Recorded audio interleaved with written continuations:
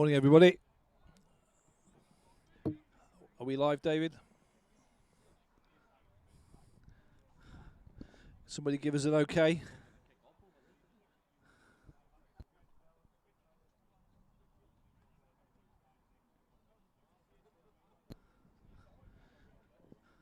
Are we live yet?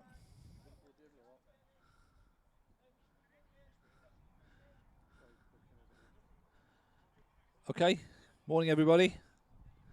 So, we've got a gorgeous day again for the third game of the season. We're absolutely roasting hot. There is a little third home game of the season where we've had absolutely roasting hot weather. There is fortunately a slight breeze, which makes it semi-bearable. We will try and not to faint with the heat, but as you can see the players on the sideline under the gazebo there, it is very, very warm. So we're almost ready to start. I'll introduce you to my co-commentator today,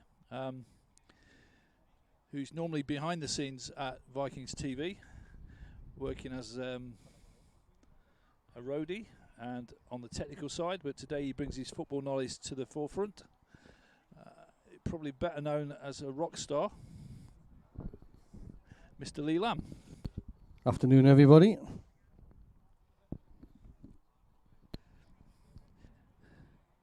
No doubt you were late last night, Lee. Yeah, just a bit. Being a rock star, as you do, you know. Which exotic location were you in last night? I was in the Wild West, commonly known as Barnsley. Barnsley, proper Yorkshire. Yeah, bit of a trek, but you know, things you got to do when you're a budding rock star. A budding rock star. Okay. Well. Yeah.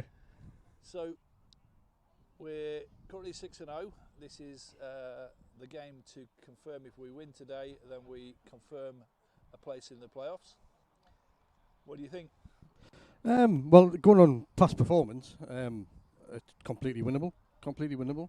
But as the saying goes, any given Sunday, Gateshead turn up with a completely different team from what they did last time. Anything can happen.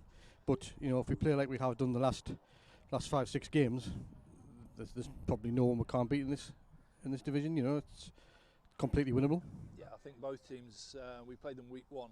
Well, week 1 for us. I think it was week 2 for them, and it was a close game at their place. But both teams have got new players in since then, so it'd be interesting to see what a difference they make. Yeah, it's one of them things. We've gone. Obviously, we let the head coach go, and things really did change a lot. Even though it was a win against Gateshead, it was only by a point. But you only have to see the team since then, how they've gelled under the new coaching staff. So there's no reason why we can't even improve on the last game. Well, certainly no excuse. The weather is fine. The facilities are fine. We are almost ready to go, I think. We seem to have a slight technical issue, which we're trying to resolve, I think, with the referees. Not sure what's going on. It's just something.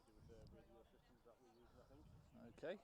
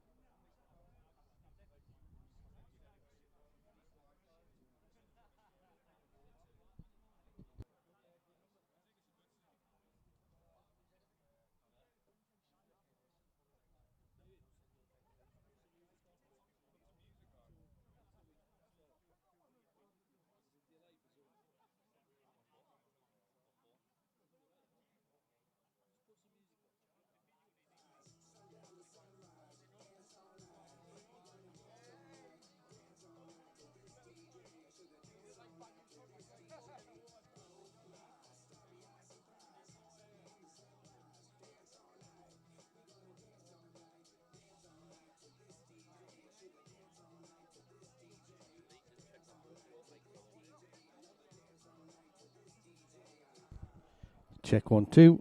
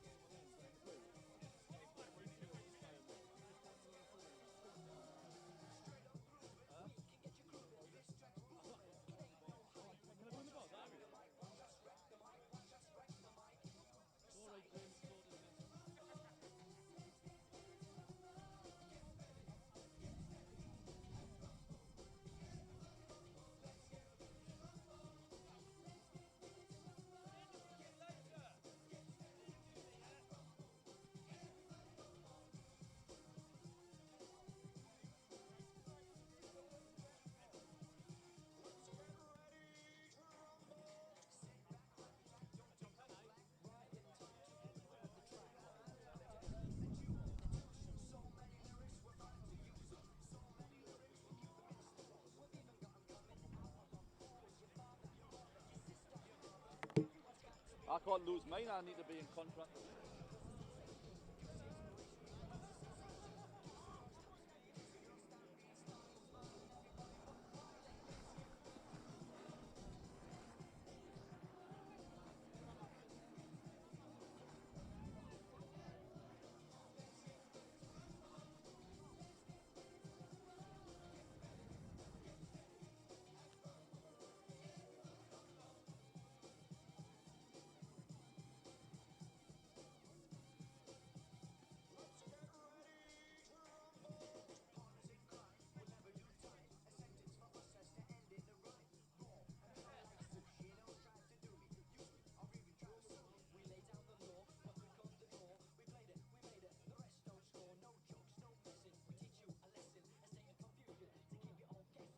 Keeping mine on, we need to be in contact.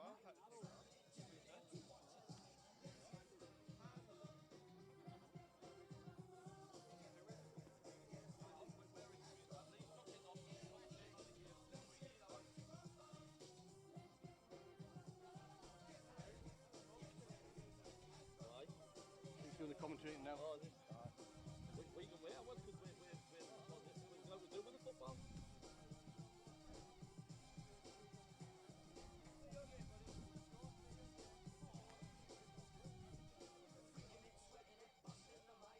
Right, people, are we fucking good to go here or what?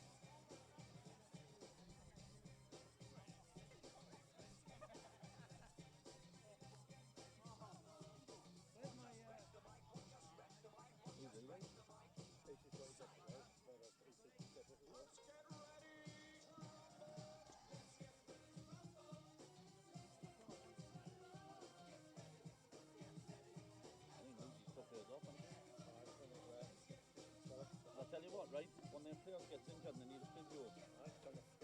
Yeah, sorry, you've got no communication.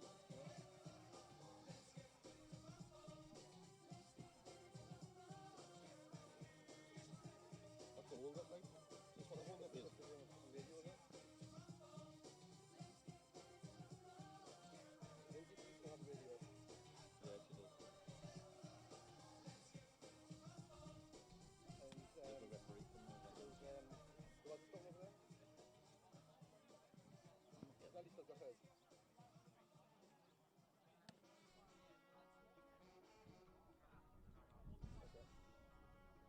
It's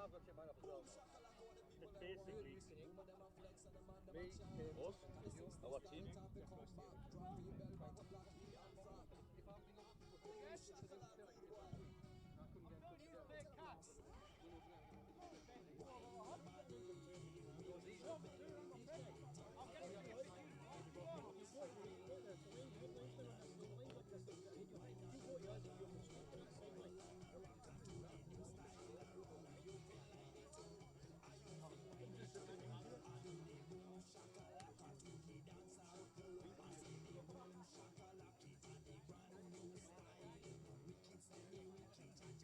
Do you know we've had no issue all season? No issue till these fucking idiots turn up. You know what I mean? Not an issue. don't use language. Sorry, Right? but No, understand. but we've had nothing. We've had every team come here and we've never had a picker problem. Yeah, You know? Sorry, I'm just it winds us up. You know? yeah, understand. It's unacceptable. It's basically because you're on the opposition sideline. So well, we know you're not. That's they've complained, and that's what. Yeah, it's And understandable. we've mentioned to Graham and Carl the two options going forward is either have the Vikings over this sideline, then it's fine, or get the media over that sideline, which obviously we can't. Yeah. So, and that's basically the reason. Not to pick a problem with anybody.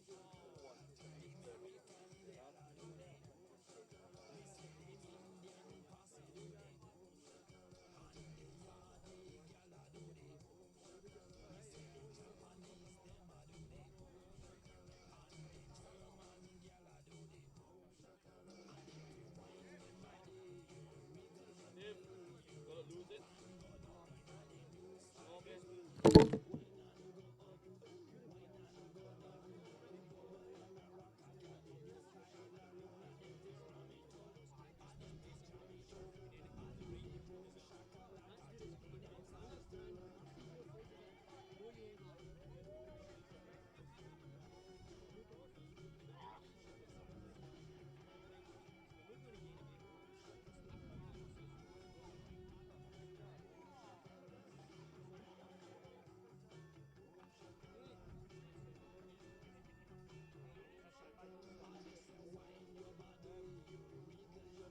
Neil. Okay, just test these. Is he allowed here? Is he? In case he really is. Just test that. Test.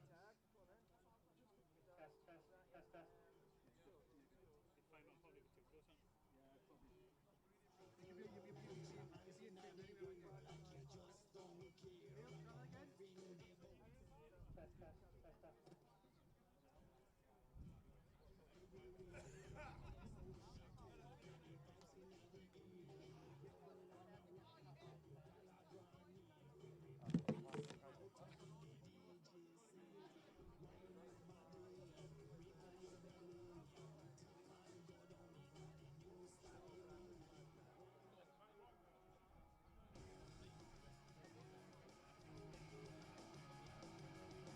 Test.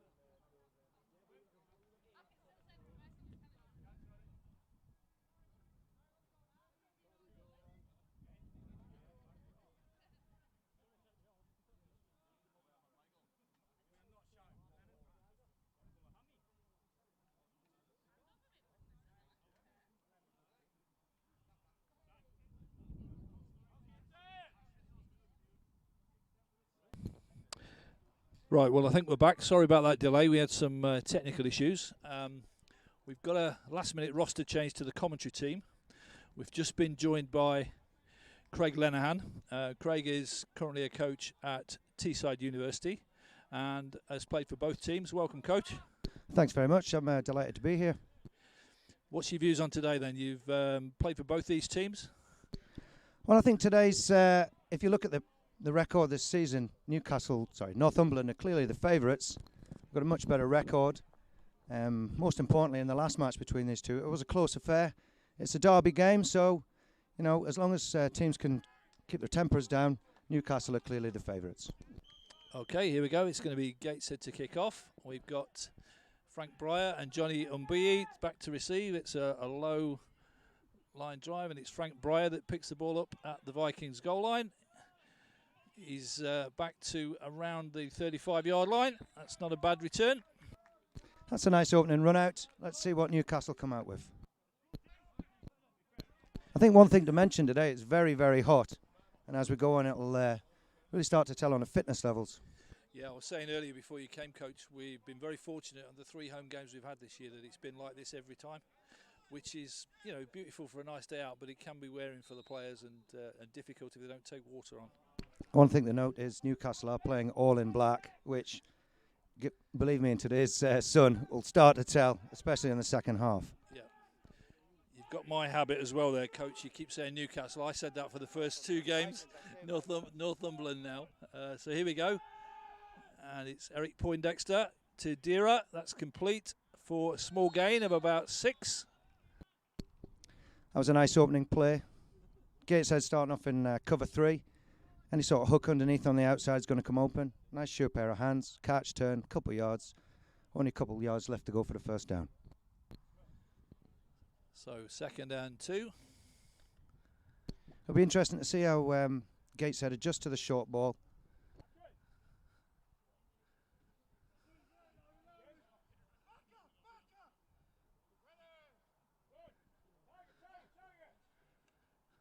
Again, it's Eric Poindexter back, and that's just a little bit long. Dira was again the intended receiver, but just a little bit long on the pass. Very intelligent play call there. Play action off the zone run. Gateshead have to honour that, only being 2nd and 2. And fake it up the middle, have a long shot. It's still only 3rd and 2. It still leaves their playbook open.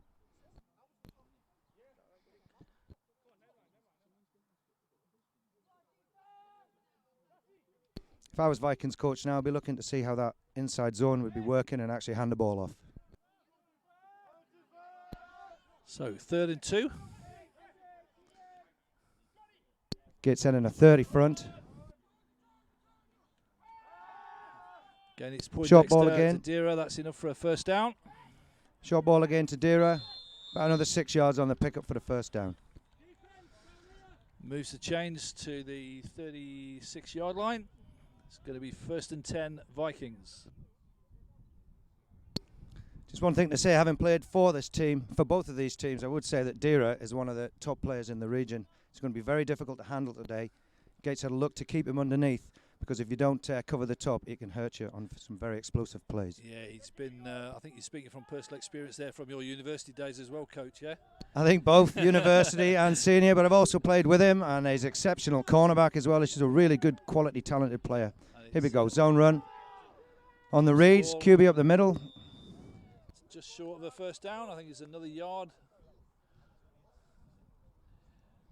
Just on. Sorry, Coach, the play action that we have here, I mean, some games last week where, you know, I was looking where the ball was, and I thought it was with the running back, and it wasn't, and vice versa. It's just, you know, the way they do it, the timing of it is really good. Well, that play there wasn't a play action. That was a zone read where the quarterback's looking to read the defensive end. If the defensive end bites on the running back, or in that case on a 30 front, it might have been the outside linebacker. If he bites down on that, the quarterback will keep it, because that'll leave a man. That'll leave blocking up front.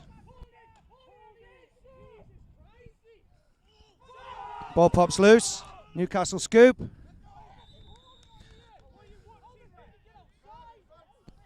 Gateshead coach is a little unhappy with some of the calls there, but the referee didn't see anything. So, by hook or by crook, that's going to be a first down for the Vikings. Just shy of first and goal. First and 10 on about the 10.5-yard line. So theoretically, they could get this just to the goal line and have another set of downs.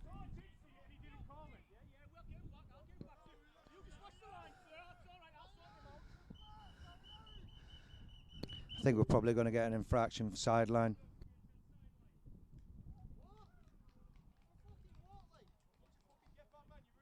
Unsportsmanlike conduct against the Gateshead sideline. As I said earlier, discipline and keeping your temper is going to definitely play a part in this game, especially early on in an opening drive. Players will be held for a second just as the referees finish their conference with the coaches on the sideline.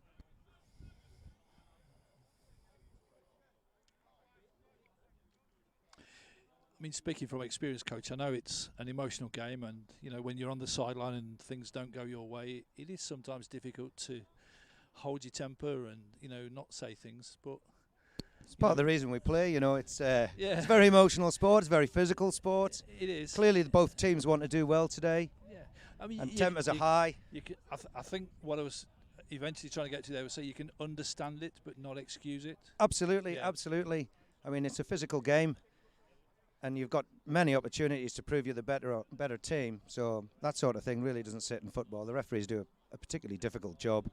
I do know I've refereed a few scrimmages before, and it's very difficult to watch a number of players. Yeah, it's not the easiest job in the world, is it? I know, and we are short of referees in this country, so the better we treat them, I think the better it is for the game.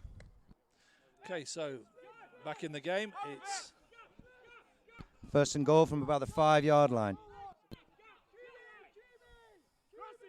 Expect to see an inside run here.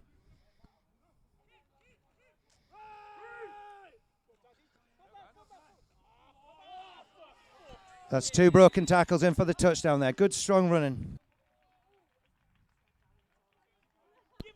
That's Tigo Diegbe with the touchdown there for the Vikings.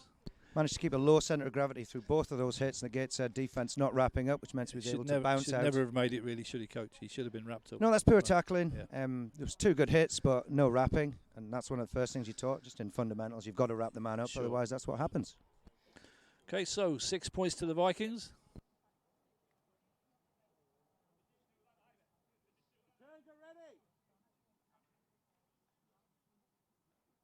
So Vikings going for what they've been doing all year, going for the 1 point extra. They've got a really good kicker in Matty Carter. Safely through the middle, 7-0.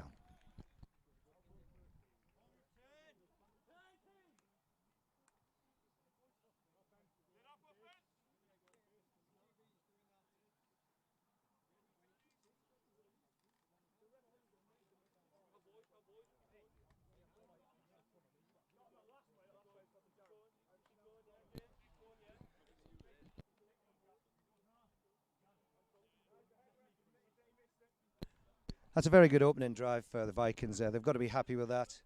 Let's see how Gateshead can respond on offense. Okay, so we've got number 7, Rob Watts.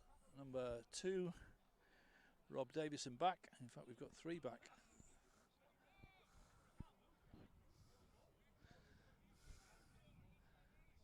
Obviously have the new kickoff rules in force. The kicking team can't get as much of a run-up, try to reduce the large impacts on kicks and kick returns. And it's going to be Josh Penny to kick off. High, that's a good kick. Fumbled out of bounds just at the 10-yard line. So Gateshead will take the ball over at around the 12. Gateshead offense now have almost the full length of the pitch, slightly into wind. Let's see what they start out in their opening set. I think they might be grateful for that win, Coach, today. Yeah, I was unfortunate enough to brush against a few of the players early on, and they're already covered in water, trying to evaporate off and keep cool. Okay, so Vikings defence have been quite stingy the last 2 games, not conceding any points. That's probably just put the kiss of death on it, mind, but let's go and see what happens. Gateshead's offensive line quite large. We have a 40 front, I think in cover one at the moment from Vikings. It's quarterback Dan Lang. He's wrapped at the line for no gain. It'll be 2nd and 10. I think that Gateshead, was sorry. Eddie Giannini with the tackle. Sorry, coach, go ahead. Gateshead's signature power run play there. Just off to the right of the right tackle. Be interesting to see how often they employ this. I would say that was their most important play. Yeah. Be interesting to see if Vikings can stop this early on and force them into. They did play particularly well in the first game. We did have a bit of an issue stopping it, particularly in the first half.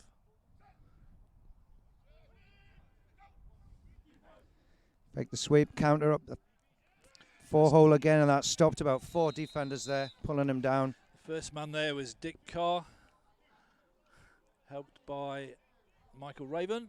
So making no gain again. It's going to be 3rd and 9. Well, Gates have no option now but to throw the ball at 3rd and 9. And clearly Vikings are going to sit back and defend that. I've seen 2 low yardage gains off run plays. Let's see what they come out with. Got 1-on-1 to their left. Motion into twins left. Yeah, I think you're. Oh, QB under pressure. and He's sacked. William Ibekwe on the sack. So that brings up 4th down for Gateshead. I think initially he had good pass protection there, but he hung onto the ball a bit too much. It was good pursuit by the defensive lineman who didn't give up. And for a lot of you guys watching out here, that's what gets you sacks. On defense, you've got to keep going. If the play extends, your chances of that goes up. Well, Williams had a week off, so he should be fresh and fit. So I'm guessing it's going to be punt here, or are they? Well, they've got a quarterback in, 2 quarterbacks in, haven't they? I'd imagine it's a short punt. It's the first proper test for Gateshead special teams on their own 10-yard line. Let's see what Vikings do. Who's that back to return? Short That's punt, Deera. quite high. Deera back to return. It's picked up on the bounce. Deera down the sideline. It's a good return. Back to Gateshead's 22. So Vikings defense hold. Good field position for the offense. They're coming on at around the 25-yard line, I beg your pardon. So good field position to see if they can capitalise on this. I think Vikings have clearly had the run-in so far. Still in the first quarter. Got the ball back deep in Gateshead's territory. Be interesting to see if they take a shot over the top to start with, thinking that they can pick up yards in the running game. Clearly 4 down territory here, and if I was their coach, I'd be looking for the score, the touchdown rather than a field goal. So I'd say 4 down territory. Yeah.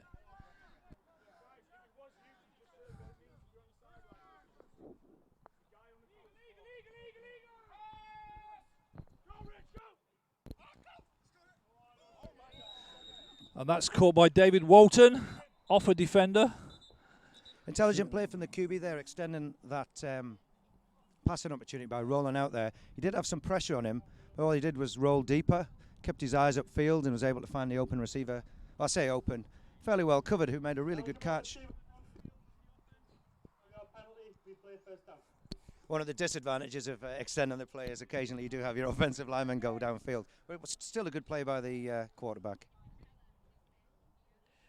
That's a call that gets called quite often in the British game, Coach. I don't know whether you have a view on that, but it seems to me, when you're watching it on the NFL, it's very rarely called. Well, we have a slightly different rule in this country because we play college ball. They're allowed further downfield than in the NFL. NFL, I think it's 1 yard. Correct me if I'm wrong. I think college it's 3 yards. Right. So and that makes quite a big difference because if you've got an aggressive lineman, here we go, Deer over the top, touchdown. Referee calls out of bounds. It was a good catch, tipped and then caught, but I think Gateshead get out of jail free there. I think that was the right call, though. I think it was a little bit long. If he'd got it the first time, he might have had it, but I think because he bobbled it, he was. Don't forget he's into sun there as well as he looks back, so it makes it a harder play as he's looking up. The ball was quite high, well placed. Don't make excuses for him, Coach. I'm saying the QB did the right thing. The QB threw it quite high, so he's got time to adjust because he'd managed to beat his defender. His defender had turned his back. Sure. And he was trying to close the gap as your DBs are taught. Yeah. But clearly, as the ball's high, he can't see it, so Deera can do the adjusting. Uh-huh. Unfortunately, didn't get it on the first grab, but he kept his eye on the ball. Caught it on the second go, but just out of bounds. Good play, though. Good play calling as well. Test that outside. This time it's Johnny Umbii. He's made a small gain. He's still going. Still going. That's good hard running there. In for the touchdown. A couple of broken tackles. Good low running by the running back there. I think that's 2 trips into the red zone and 2 running touchdowns. And again, I think the both plays should have been stopped in the backfield. Absolutely. Missed tackles. There's no defense you can design that works if your players miss tackles.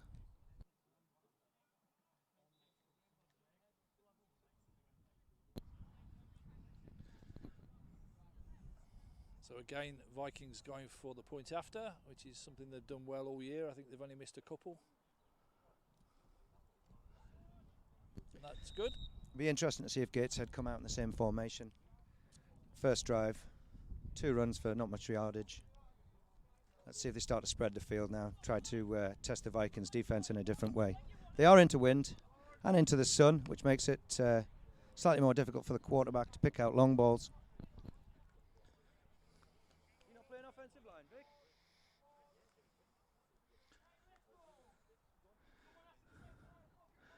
Okay, so Vikings to kick off again.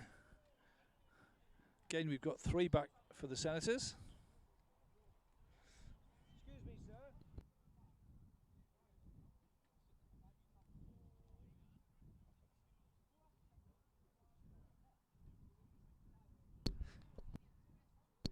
sir. .805 remaining in the first quarter with Vikings 14-0 up. They've got to be happy with that. Yeah, I mean, the last 4 games we've started really well and got some distance between the opponents. The Yorkshire game, we were a little bit worried that they did come back, but the others we were fine there. So it's Josh Penny again. It's a good kick. And again, it goes off the receiver, but he does get the ball and tackled by Tom Stewart. Is that the same kickoff returner? Yep. 2 bobbles in a row. Yep. Number 15. Well, as a coach, you hate to see that. Paul Kononov. Special teams, very, very important. Yeah. There's very few players actively enjoy special teams, but they really do make a massive difference. The Vikings, 2 points from extra point kicks. I mean, how have they been doing all season on those extra point kicks? We've missed a couple, but generally okay. Yeah, at the start of the season we were going for 2s and we weren't converting them.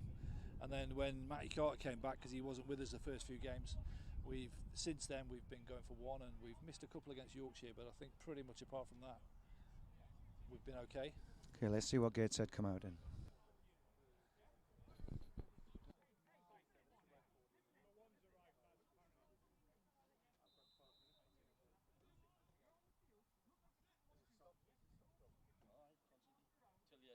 Gateshead motion into strength side. Hand the ball off and left guard tackle. Some nice hard running up the middle. Keeping his knees nice and high there. Difficult to bring down. It's quite a strong guy. A very direct runner. Gateshead eventually drag him down for about a 20-yard gain. Gateshead have to be happy with that. Yeah, that was a really strong play. Just last gasp tackle there. Otherwise, he would have been away. It's one of the things, if you can establish an inside run game, it's very, very wearing for the defense, because offensively you don't actually have to move that far. Yeah. So it keeps you fresh. A lot of these big offensive linemen, especially on a day like today, will struggle in the heat.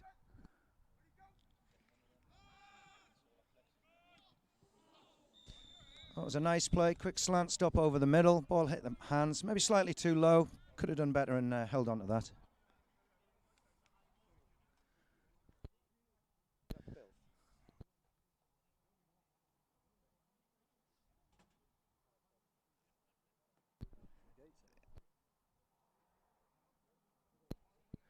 Number 12, nicknamed Bilf, actually plays at Teesside University. Oh, he's with one me. of yours, is he? He is, yes. He's Okay. it's his first season in adult. He's a good player, and with the exception of dropping that last pass, clearly. See what Gateshead do. 2nd and 10. Run up the middle again. It's good weaving from the running back, but it's pretty congested in the middle. Probably 3 yards, leaving them 3rd and 7. I think Gateshead have been happy to throw the ball a bit more this game, so let's. I would look for them to throw in this situation. I would urge some caution in that with our secondary. We've been absolutely flawless in the secondary. I know, but you've got to execute your game plan and try and be better than the other team. Absolutely, I agree. But we've had a number of interceptions from the secondary in the last 3 games, and they've not. I don't Vikings playing quite close. Good knockdown there from the cover 2 safety, getting back in a hurry. That brings up 4th down, and Gateshead have to punt here. Well, a little bit more success for the Gateshead offense. Not resulting in a score, but they got a 1st down. They made a little bit of progress, didn't they? They've So had some inside run plays, which I'd see they're trying to establish as the game goes on. Once again, the fitness levels and the ability of those big guys to keep playing hard. We'll see how that run game opens up in the second half.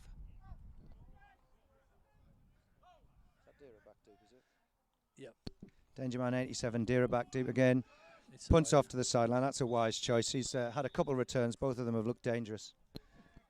Yeah, he doesn't need much encouragement to get it back, so that was very wise to put it out of bounds. So the Vikings get the ball back. This will be the 3rd drive of the opening quarter, 14-0, and they're in their own territory this time, slightly further back than they were. I think it's around the 30-yard line, maybe 32. Yeah, I think it's time for the Gateshead defence to step up here. They simply have to stop the score, otherwise the game could be in danger of getting away from them. We've not even left the 1st quarter. Newcastle with most of the field to go. Expect them to throw it deep again. They've got quite a nice balance to the offense, a nice inside zone run. We've seen some wide plays with their rollouts and also a quick pitch out wide. And what they're doing is forcing Gateshead's defense to cover the whole field here. Play action. Quick hitch underneath against the cover 3. Deera gets the ball. 1st down. Evades 1 tackle and gets to the 1st down.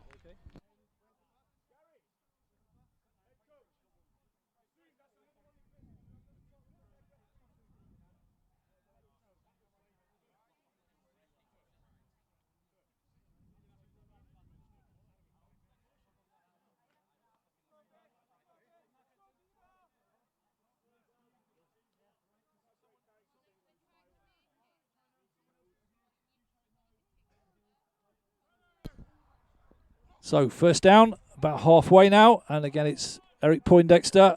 That's complete again. Once again, short Deera. pass underneath.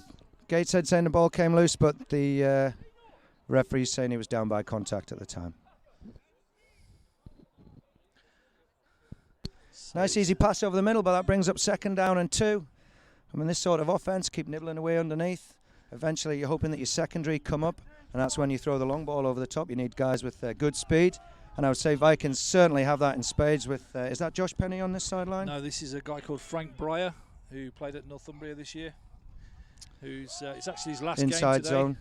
So we've got a new running back there, which is Dan Sibbald, who's a rookie. Who's made some good progress. So he's Stumbled a got some little games bit there, on. but He Red did, yes. set the Yeah. blocks up well on that inside zone. He's looking for it to cut back. Clearly, you got your tackle there. If you can manage to get any sort of sideways movement on the defensive end. Defensive end might have gone outside there. I didn't actually see his 1st step. That's another 1st down. Running back's trying to stay low and cut back. And against that play, your middle linebackers really need to be disciplined and make sure that they're flowing to the inside shoulder. 3 hitches on the outside there. Number 19 doesn't quite hold on to it, but I think we can see here Vikings sticking to the game plan. They're throwing underneath, expecting Gateshead to go deep, and so far it's been successful for them. Just need to catch him though, coach.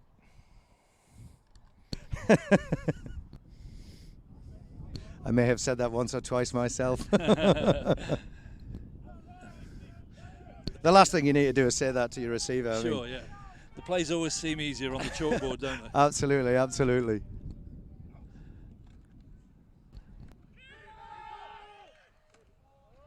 Zone read, QB keeps it, goes inside. A little bit of confusion there, I think, on the exchange. The running back was slow to let go of the ball and move wide. But the quarterback actually got behind him and used him as a blocker. Thankfully, the running back there was switched on enough. He actually put in a block, which give the quarterback just enough time to get inside. And he's quite a short guy in comparison to the lineman. Once he disappears inside there, it's very difficult for the linebackers to pick them out. One thing Eric does very well, if you watch this, is he hangs on to the ball to the very last minute. Well, he is trying to make a decision based on the read. Yeah. I mean, a lot of guys. And sometimes even the running back doesn't know what he's going to do with it. So I think that's why. I mean, as you said, is that the rookie running back you were talking about? That lad was, yes, number Yeah, 34. Probably just a little inexperienced, not looking at the Yeah. area he's running to. He should be able to, Yeah. before the snap of the ball, have a reasonable idea. If Gateshead are running a scheme that these guys have scouted, he should know really where the DN's going to go in most of the time, and then understand if, unless they change their defence, what's going to happen. And so far, we've had a couple of those zone reads. The QB's read it right, kept it gone inside. Gateshead player down here.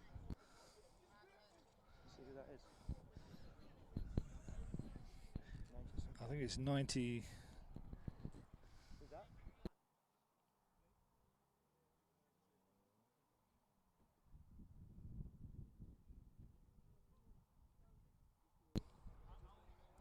So just while we've got this injury break, next week we're away at Leeds, and then the following week we're home again. This time to the Glasgow Tigers. Usual kick-off times will apply now that the World Cup's finished.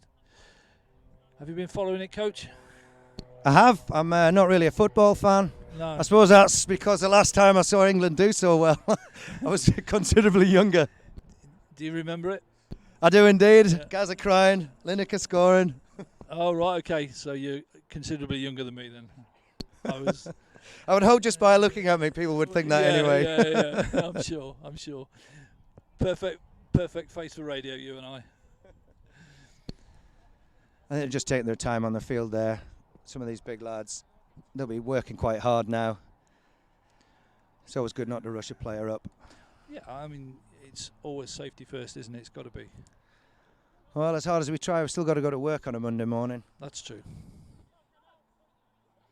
There we go, he's getting up. It looks like he's okay. He is, he'll just walk it off. I think he must have been hitting the ribs there. Probably had the wind knocked out of him, so when you first hit the ground, it's not particularly a nice feeling, especially on a hot day like today. Good sportsmanship, both teams counting him off there. Okay, so back to the game. It's going to be first down for the Vikings on the 14-yard line. Yeah, I mean, they're in a good position here again, with the exception of the deep ball. Vikings have pretty much their entire offensive playbook open to them. Gateshead still with that 30 front. Too deep. Pump fake. That's a poor decision on there. I mean, as I said just now, the only thing that wasn't on was the deep ball. What's happened is he's come up, he's made about a 5-yard hook and go. You'd expect with a speed merchant like that, the DB to honour that, and then him to be able to jump over the top. The one thing he didn't have was space, which meant didn't have enough room to get ahead. Exactly, so the DB's compressed anyway. Yeah. So normally he would be a bit deeper off. I certainly would if I was playing him. He's one of the fastest players on the pitch, but the DB, by nature of the fact they're so close to the goal line, was already compressed. Sure. Okay, well, let's got another chance at it. Let's see what they do this time. Gateshead in cover 2 now to look to take away that inside slant. Here we go. Inside zone. Taken down by 2 or 3 players, but once again he's gained yards. That's 5 yards up the middle. This close to the goal line, you wouldn't want your defence to be giving away those sort of yards.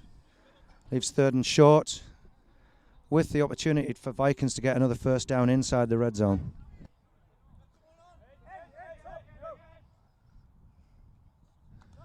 Okay, so it's 3rd and 4.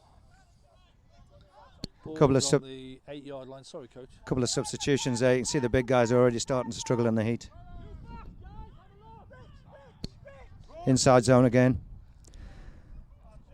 It's a good read by the middle linebacker there. Shot the gap from behind the shoulder of the guard. That's one of the dangers of the zone blocking. If you get your second level players coming down quickly, especially on the backside shoulder of the lineman, you know, they sometimes get through those holes. Oh, So 3rd and very short. Very short. 4th, I think, isn't it? No, 3rd, you're right. No. They've actually given, yeah, they've given. So this is where we start to see it become more difficult to run those hooks. So go for fake, QB keep right.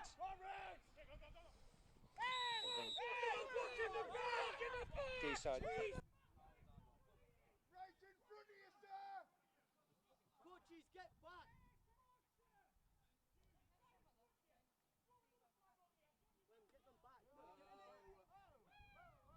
Brave running from the QB there, took in at the last moment, taking the hit. He's forced out of bounds, but it's good to see a QB who's going to put his neck out there, especially when it's so close to the goal line. He's not afraid of contact. I mean, I don't know if you know his history, coach. He came over to Durham as a wide receiver on a scholarship last year, and that was his intention, to play wide receiver. But then when the Durham quarterback went down, he stepped up.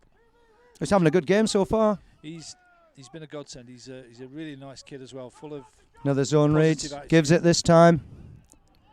I think he's hit just before the goal line, but he manages to drive over for the score. 3 That's touchdowns up already in Daniel the first quarter. Sibbald, that's his first Vikings touchdown. He's got to feel proud of that in a derby game. Take his own team 3 scores up. Yeah, I mean, he only came to the club in October, trained the off-season, and has fought to get a starting position. So fair play to him. Well done, Daniel. I think bringing on new talent's very important. You look at some of the better programs in this country, they all seem to focus heavily on the junior game. I know in the past both of these teams have done good work with juniors. And I was certainly having a word with some of the Gateshead coaches before the match. They were talking to me about the JAG Tag program. It's currently a program running, sponsored by the NFL team, Jacksonville Jaguars. 5-on-5 flag football. I think it's great to get the youngsters involved. And obviously it helps your senior teams if you can get an established youth program. Don't start me on that one, Craig, because it's a bit of a bugbear of mine that, the way if the game is to go forward long term, it has to have a junior and youth program. Absolutely.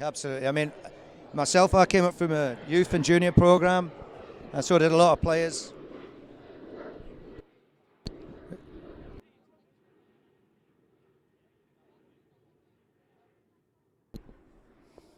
Didn't catch that call.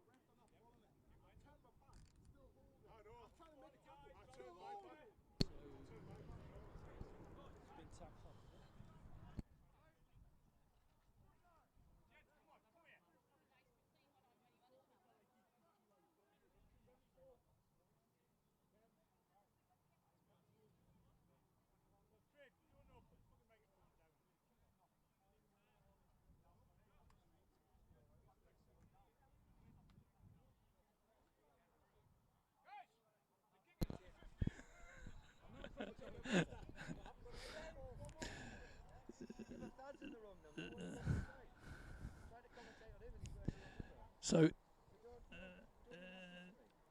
we're back in the game. It was a penalty against number 74, Howard Snaith from the Lightning, which moves the ball back a little bit, and that's caught by number 23, which is Misbah Islam. Gateshead's first attempt at a proper return there. A good catch, a good return. Met with some decent tackling up the middle, but they made about 10 yards off it, 15 First guy yards. out him was Jerome Klein, and Daniel Alwas was there as well. So a little bit better field position than previously. They're on their own 35.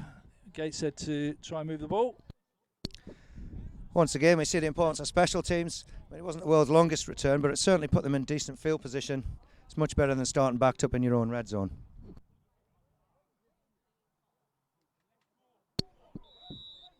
Gateshead come out in power formation again.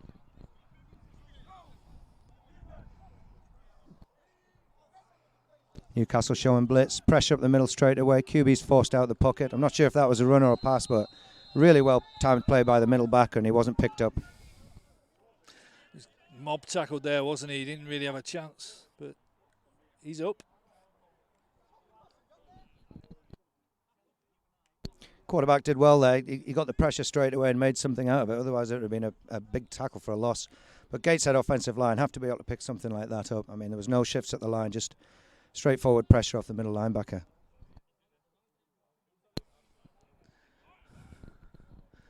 So 2nd and 10.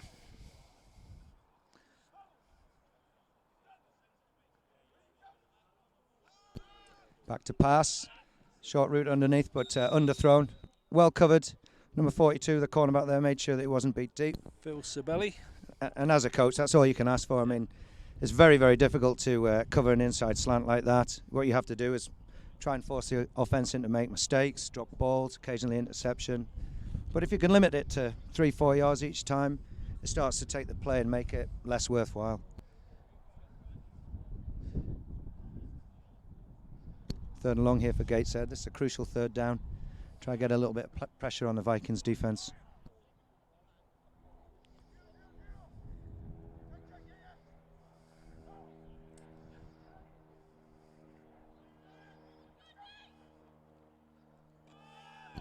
A fake handoff left, counter right. Good yards up the middle, but still slightly too short. I'd expect to see Gateshead punt here.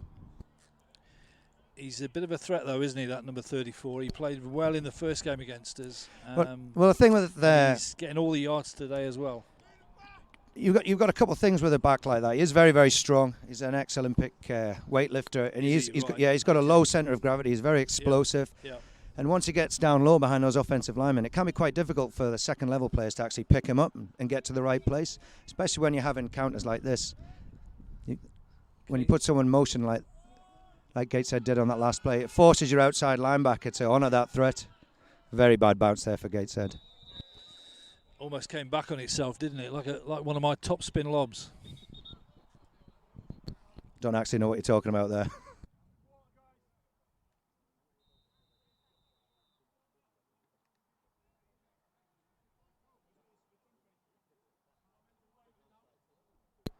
So it's the end of the first quarter. Score is Northumberland Vikings 21, Gateshead Senators 0. Vikings getting the ball back with good field position here. And then in a commanding position, 3 scores up. Start of the second quarter, Gateshead defence has to step up, or this game could be long gone before we're even partway through the second quarter. I think this mirrors last game the Vikings had, where they raced off to a very, very impressive early lead, and then 19 points. I wasn't at the game, but it was the other way around. They were 19 ahead. Who were? Gateshead. No, I'm talking about Vikings last game. I beg your pardon. I think they went 4 scores up. Yeah, we did. Yeah. And you struggled to hold on to that. So. Yeah. But they did, which shows good resolve on the team. Well, the 2 games referred to, the Yorkshire at home, we were 3 scores up, and we managed to just win by 7 in the end. But you got the win. We did get the win. You got the win. Sometimes if you can win ugly, it's the hard way. Sometimes if you can win ugly, that's good enough. Yeah. But the other 2 games where we were up early, we managed to stay and hold it. So yeah. Meanwhile, Vikings are just happily churning the ground and that inside zone run. Gateshead still haven't managed to find anything to stop that.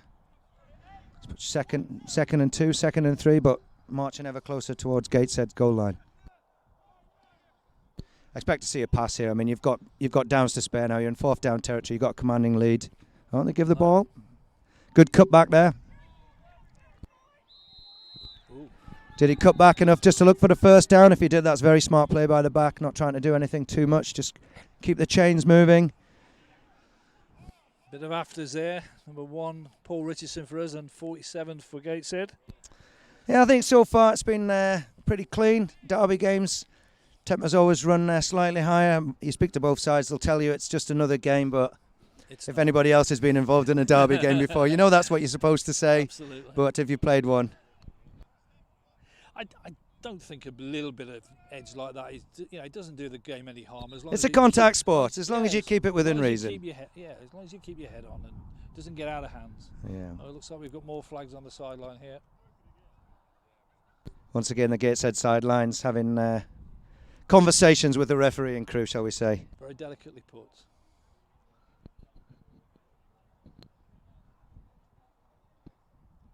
This is a crucial set of downs for Gateshead here. Another score here, and Yeah. it puts the game in a very, very difficult position for them. So if you look at that last play, the running back, I think he had a nose for the first down line, was very, very sensible. Just keep it moving, keep the pressure on. Let's see what the call is here, if they're going to announce it. I think they might be talking to the coach about him being stood on the field or maybe out of the coaching box.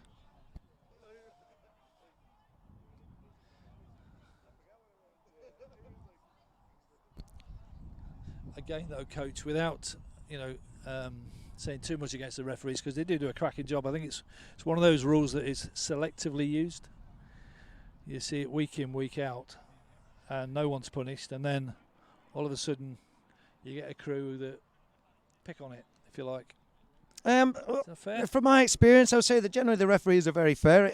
If they start to have issues, they will give you plenty of warnings, at which point, as a coach, you know it's time to back off or you're going to cost your team. It's as simple as that. You know, you want your team to win, but sometimes you've got to know when to back off and help your team rather than hurt them.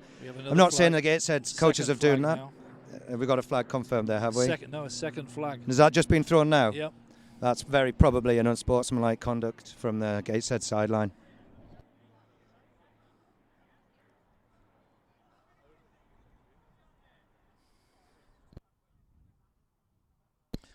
Okay, referee's still in conversation. No announcement as yet.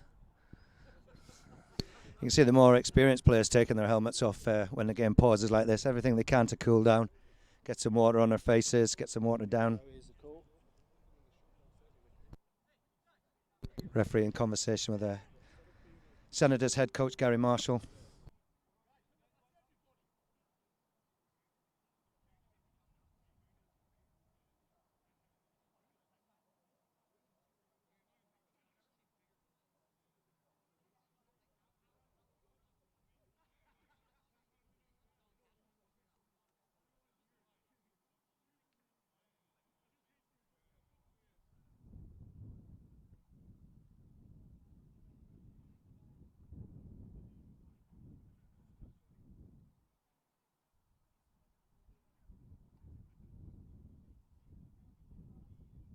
Sideline warning. The first warning.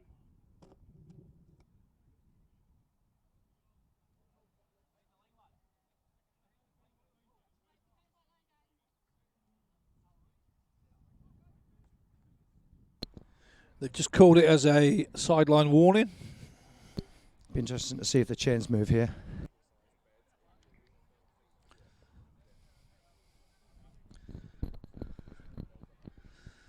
It doesn't look like they're going to move. I think they've... Waved the flag after discussion. Yeah. I think right now the players just want to play. It's very, very hot.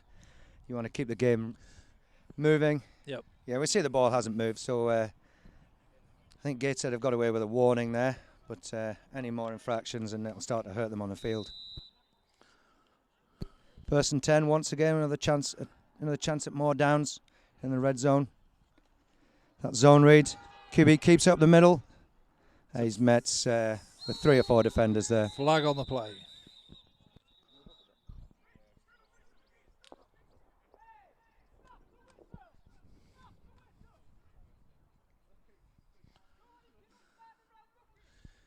Holding offense in the middle. 10-yard penalty, replay first down. So one of the things I'll say about that, the play they've been running there, it's what you're seeing a lot of British teams. They've got the running back going outside the tackle with the quarterback reading the interior D lineman, possibly the nose tackle or the middle linebacker. Usually what you see is the running back go through the centre and the quarterback would read the D end or the out end man line of scrimmage and see which way he goes. But on this one, we see it's inverted with the quarterback reading the inside gap. What you're trying to do is take one of the middle linebackers and put them under stress by forcing them to either cover the running back or the QB. He's got to make a decision, hasn't he? Here we go, open over the middle. That's a good catch Frank and grab. Breyer with the reception. I think what made that play successful was the play action on there. The free safety was nowhere to be seen. I think he came downhill to try and support the run. And on a slant, if you don't have any help inside, it's very, very difficult to defend that. But difficult to defend or not. I mean, he threw the ball and he caught it. So, you know, at the moment, Newcastle are executing well. And they deserve to be in front. They're executing on defence. They're executing on offence. Their special teams are better. Let's just see what Gateshead do now. Now 4 scores down.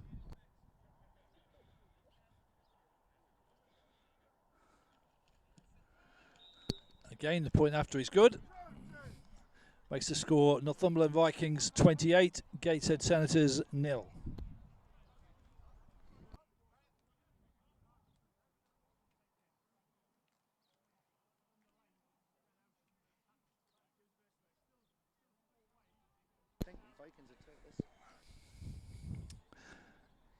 Okay, so still plenty of time left in the half. 28-0. Vikings. Gateshead need to come up with something here, coach. What would you do if you were on the sideline now? What would your plan be? Well, I mean, you're 4 scores down at this point, and you've not managed to establish your power running game. Personally, I would look to throw the ball. Cover 2. So, I mean, outside, along the sideline is open. You've got those safeties playing quite close to the line. Any sort of outside release from the wide receiver should mean he'll be able to contest for the ball. But it depends on the QB placing the ball quite high and quite close to the sideline to keep out of danger from the cornerback. That's a tremendous kick received by number 7. It's a good grab, setting up his Rob blocks. Watts. And took down by Just past the 30, that's a good return. number 96, which is Dan Arwas. So Gateshead going to get the ball around the around 35-yard line.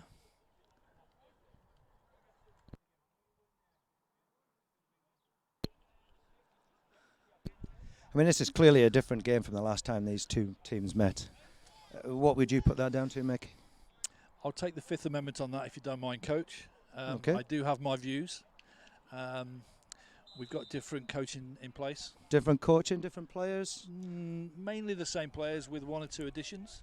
I mean, here we go. We've got 4 wide from Gateshead now, so expect them to try and spread the field. Although I will say the Vikings do have a very good secondary. Play action, throw underneath. Nice coverage underneath. Ball pops out, but he's down by contact. That's nice disciplined zone drops by the second level there. The ball was completed underneath, but because both of you guys dropped, say 5 yards deep, they were able to come up and make the tackle for quite a short gain. But it shows that Gateshead now have a new intent. They're going to try and spread the field, throw the ball, at least give them a chance. Maybe tire out some of those players on the Vikings defence, maybe establish the run later on. One of the things we noticed last week when we played Leeds was they didn't really change anything. You know, they were playing the same plays in the fourth quarter as they were in the first. I think that's down to coaching staff. I mean, your coaches have to know when it's time to change. If you're not getting any success, quick pitch outside. Shut down. Good contain by the outside players there. He's hit. I think the ball's popped loose. We'll have to see what happens when we resurface. And it's first down to Vikings. That is a crucial turnover. I think that was recovered by, was it 76? If it is, that's Young Ling. Well, we saw Gateshead's intent there to spread the ball. A quick pitch outside. But he was hit quickly. Good hit and the ball's popped out. But it shows that Gateshead are willing to try something new. But it's a costly mistake. Gateshead's defence has to stand firm here now or the game's going to be beyond reach.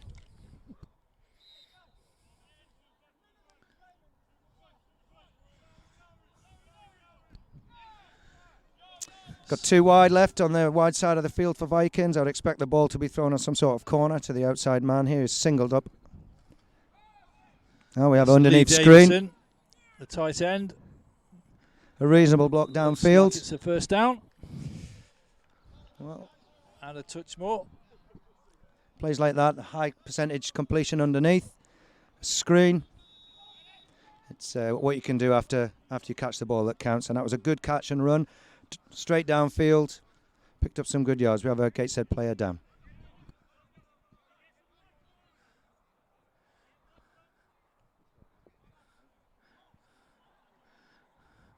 Right, we're just in this short break, Coach.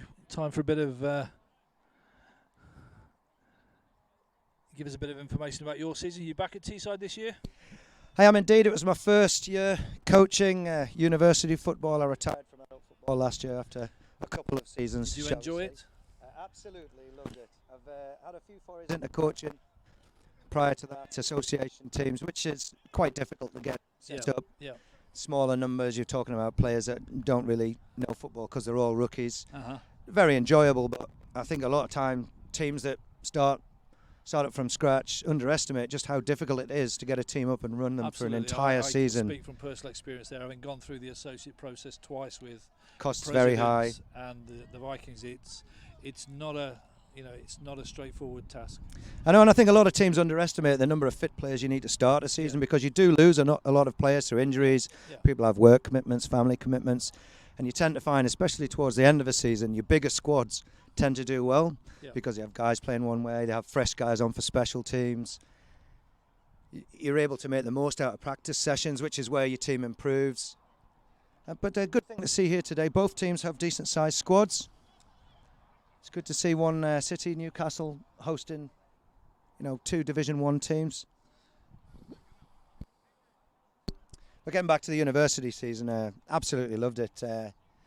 Younger guys, lower experience than you'd find in the adult game, but they're young, they're keen to learn, they're fit. I'd like to thank the head coach there, Chris Grace, for giving me the opportunity. We made it to the playoffs as well, which is a good thing to see. Chris is on the field today, I believe. He is, yes. He's 55, is it? playing offensive line for Gateshead. I think a couple of the... well, it's one thing we were talking about earlier, getting youth players up into the adult game. If you look at both of these teams with their larger squads, both teams have current and ex-university players playing for them. And that's... In this local area, there's a lot of universities with we're teams. Fortunate that we've got 5 universities Absolutely. that have American football teams, so there's a natural talent pool there to choose from, isn't there? Yeah, I mean, you talk about talent just down the road at Durham. You're talking about a real bit of talent there with scholarships, national championship. I mean, if you look 4 or 5 years ago, Durham were, hadn't won a game, had they? No, and then got some scholarships, got some coaching in. They start to improve. I think to be fair though, Coach, with Durham, the difference on winning this year to last year wasn't the number of scholars they had; it was the number of non-scholars that they had. Absolutely. I mean, you can bring scholars. On their own. Well, it's been proven they had 4 years of scholars and didn't win. Absolutely. You guaranteed a product when you get a scholarship athlete in. But football's a much bigger game than that. You can have 7 or 8 fantastic players, but to win in a season-long campaign, you need a team. You need quality coaches. You need backup staff. You need those second-string guys. You need those starters who aren't scholarship athletes that need to step up. Guys challenging for sports. Big roster so you can have a decent training session. And it takes time to build. You just can't buy that in and expect success instantly. Absolutely. I mean, I think they made the playoffs in each year, but it's getting past. They didn't win, Okay, so we're back in the game. It's 1st and 10 on just inside the Gateshead 20-yard line. Interesting to see Vikings lining up quite narrowly. Ball over the top. That's too far. Yeah, it's throwing the fade there. What he's trying to do is turn the cornerback. So the cornerback's got to respect the receiver going deep. The receiver will break on his outside shoulder. So what you're hoping to do is make the cornerback lose sight of the ball. And I think with a player like Deere and the fact they're so compressed, I would have tried to get Deere attack his inside shoulder and then go out on a corner route and try and beat him with speed. Because, the cornerback's been hit with slants and quick stops. So he doesn't want to be made to look foolish by letting Deere have a high completion percentage rate. So he's going to bite if he comes inside and then try and beat him for speed on the outside. Good pressure there. He evades a tackle and he's just finally tripped up. He was almost away to the races.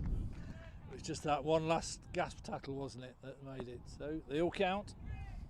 Well, that's what we keep saying to defensive players. It's not over till the whistle goes, and it's good to see the Gateshead defence still hustling. So 3rd down now, still 10 yards to go. I think it'll be good psychological for Gateshead if they hold them here. Yeah, well, we've still got 2 downs here. I mean, I'd be amazed if they kicked a field goal if they weren't successful on 3rd down. A roll right, try and extend the play. Dump over the middle, catches it. That's Stewart's hands and goes over 2 or 3 defenders into the end zone there. Or is he caught just short? It's just short, I think. Just short. Another set of 4 downs for Vikings to press home this advantage. This time it was Paul Richardson with the catch. That was a good grab. Turn his head and shoulders upfield. Quite often you see younger players there will start thinking about turning upfield in glory before they secure the ball, but a veteran like Paul managed to make sure he had the ball before he thought of any post-catch shenanigans. Yeah. Do you think you might mention that one later, Coach? I can't imagine a man like Paul Richardson would let you know about that in the bar afterwards. No, he's quite a modest individual. Yeah. Gateshead don't look to have lined up correctly. Here we have a completely uncovered outside man. He's got that mesh up the middle. And that's a touchdown. I didn't see who that was. Was that? That was a running back kept it. It was a running back kept it. The QB held it in there on the exchange, looking to see what that inside defender was doing, and eventually, I think he'd barreled his way over before he decided to commit to the handoff.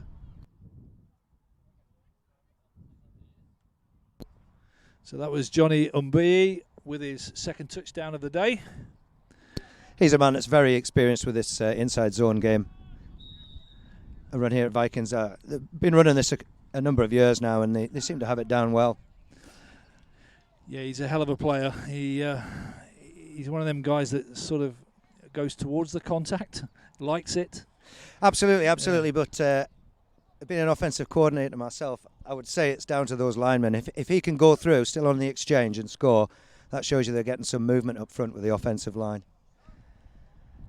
I think a lot of people don't realise, on a successful offence, it's that offensive line that's key. I mean, if they can make you yards on the ground, it means the linebackers have to respect that, and it makes them slower to drop back. We've seen a number of times that Vikings have put Gateshead on the back foot without play action. It's frozen the second level defence, which has isolated your wide receivers on the defensive backs, and it's not gone very well so far for Gateshead. They're the unsung heroes, aren't they, the offensive line? Absolutely. Kicking into wind now, so expect to see a bit more of a return here. Bobble kick along the floor. Nice clean grab. Some good hard running up the middle there. And he's snuffed out by two Vikings defenders. That's good tackling. There was Jonathan Alton on that one. And Jerome Klein. And we've got some more shenanigans. Yeah, temper starting to run high. I think Gateshead are a little unhappy with the score at the moment. We've actually got 2 flags on the field. One good thing to see is both teams are walking away, though. We can have flags flown. It's as long as the teams maintain their discipline and move away.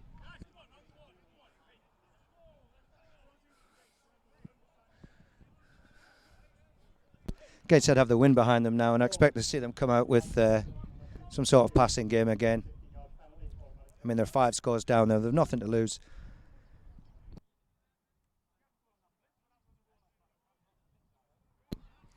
Doesn't help when you're losing 15 yards, though, Coach, on Absolutely an not. unnecessary Absolutely not. penalty.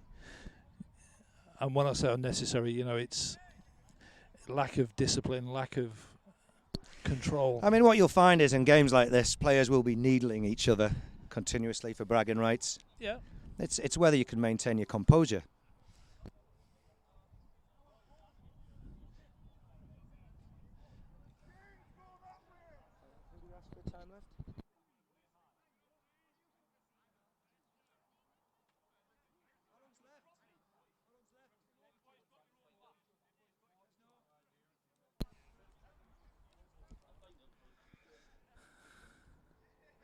So we're just finding out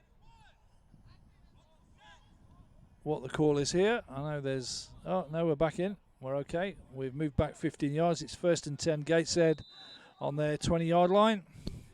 Back to the power formation for Gateshead. So effectively there they've lost the yards that they gained on the kick return. 10:57 remaining. Yeah. 10:57 remaining in the game. Still a long time left in the half. Still a long time left here. Let's see if Gateshead can try to turn their fortunes. Otherwise, it's going to be a long afternoon.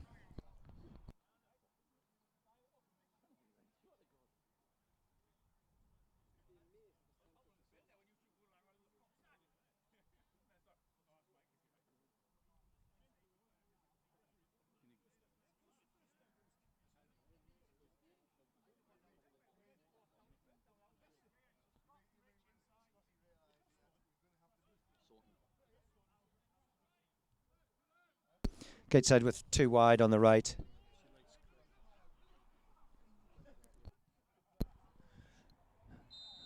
Okay, so back in the game. It's 1st and 10. Motion Gateshead. right. That's 3 guys to their right-hand side. Hands off. Back to the power run game. I think he's hit for very little gain there.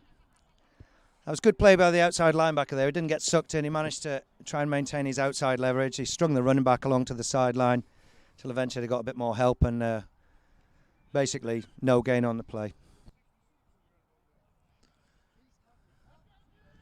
That's going to be 2nd and 8. Be interesting to see if Gateshead now fake to that side and run some sort of QB bootleg away from the motion side. all you're trying to do there is test that your backside, outside linebacker is maintaining discipline and not flow into the play too aggressively. Quick pitch to the right. Once again, Vikings able to maintain outside leverage. String the play out for another short gain. So it's going to bring up third down. Still 8 to go. Yeah, I expect to see Gateshead run something other than a quick pitch or a handoff between the tackles. Either some sort of misdirection on the floor or a pass.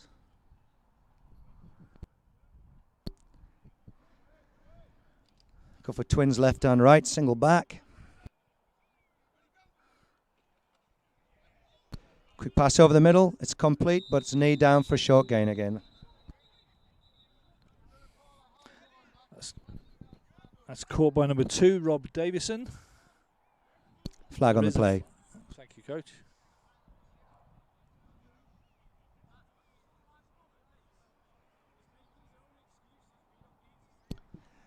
What Gateshead are looking to do there is they're hoping the Vikings are dropping deep to make sure they don't give up the first down. So they're throwing the ball underneath. But let's wait till that jet goes past.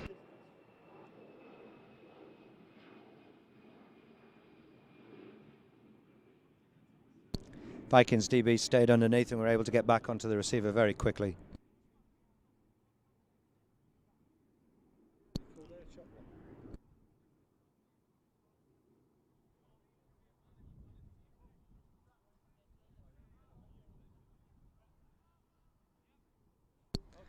Have an illegal chop block against Gateshead's offensive line.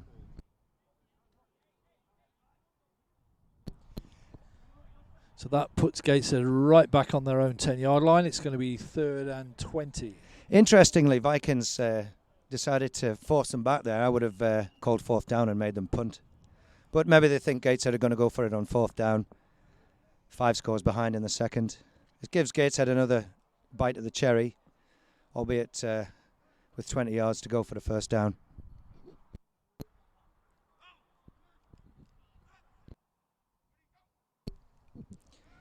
Deeper routes now. Over the top, ball's underthrown.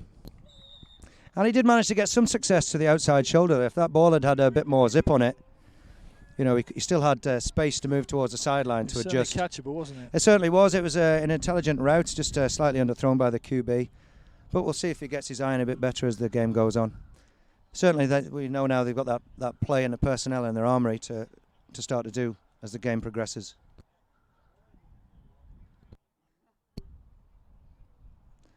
Gateshead into this short punt formation with 4 wide. That's a long kick, actually. That's a really good pursuit, kick. but that's a really good kick. Expect Dira to pick this up and have a go. There we go. So we managed to get outside the 4 pursuers. And we can see why he's been so prolific in his university and adult career. That's a great return. There's good coverage by the outside cover men, but the inside guys, they're not spreading wide enough, and he was managed to get round them. I think there's a lot of players there would have panicked with seeing the lad, the 3 defenders coming after them. But he kept his calm, caught the ball first, and then turned. Yeah, he's got a lot of experience in those situations. I wouldn't expect him to make any daft mistakes. And he does know, being one of the faster men on the field, he does know that if they come near the sideline, he's got the rest of the field to try and outrun them, which we saw he did there again for another good yardage gain. Yeah. So good punt, good return. The net result is that the Vikings have the ball at around halfway.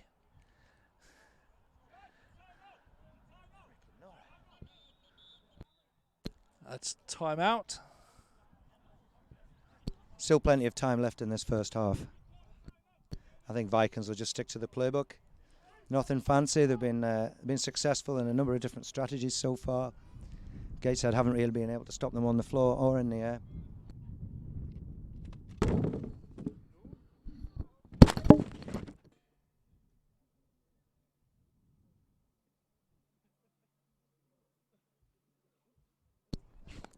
Vikings currently sit at 6-0, top of the conference.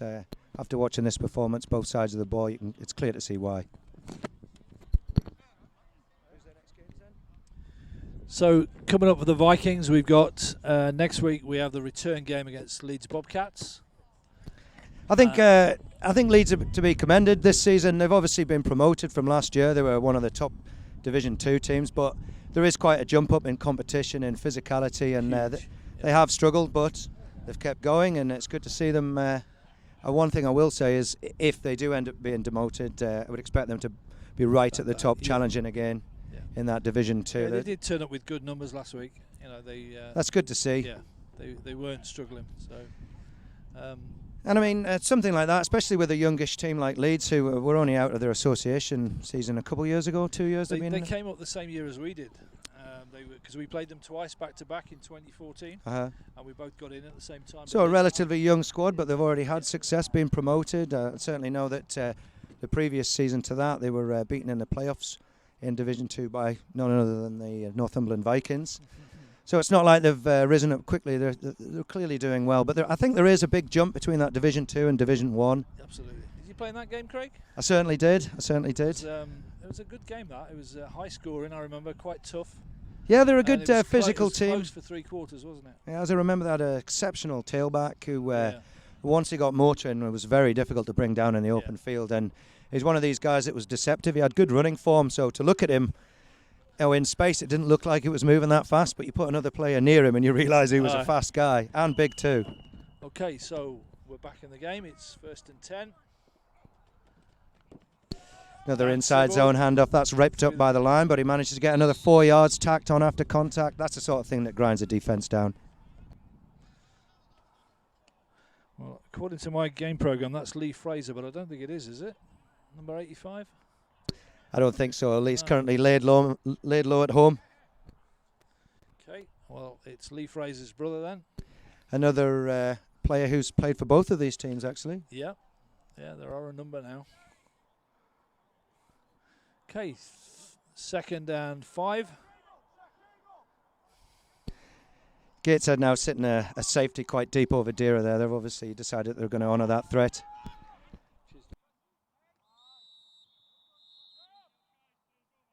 Not as much success over the middle there, but just grinding the defence down on this hot day.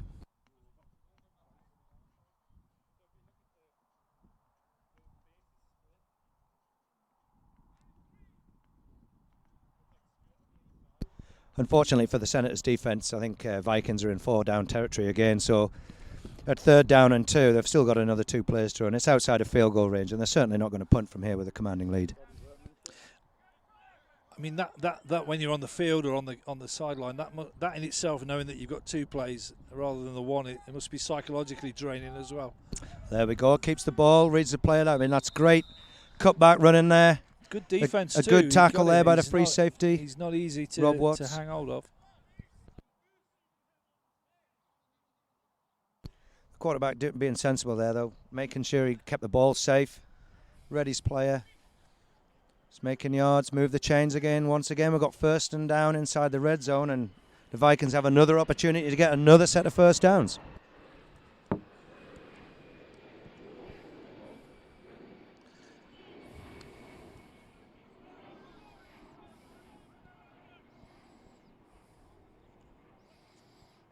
Keeps the ball once again. That's some great running, a great spin move at the back there to beat the free safety number 7 Rob Watts, who tackled him on the last play. I mean, I think at this point we're still in the 2nd quarter, but the Vikings have such a commanding lead. I would expect them to start to rotate players now on offense and defense, get some of these rookies and second stringers some more experience, keep their starters fresh as they look towards what's almost certainly a playoff season. I think if we win today, I think it's mathematically it would be a playoff season. We couldn't finish lower than 2nd, so it's all still to play for. I mean, you want to top your division and get the easier game, but absolutely. I mean, as it looks so far, we've got our 5th successful extra point. I think that's 6 scores to 0 up.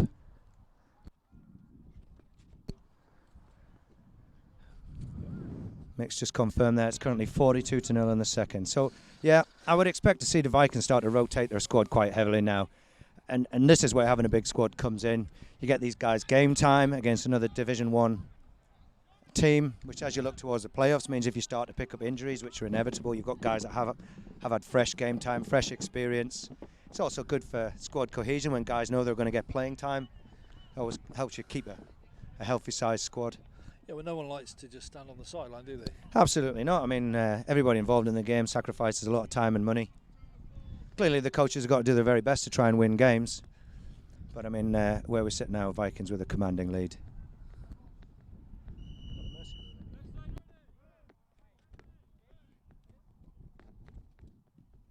Kick off into wind, quite high down the middle, chasing it into the end zone. He's picked it up.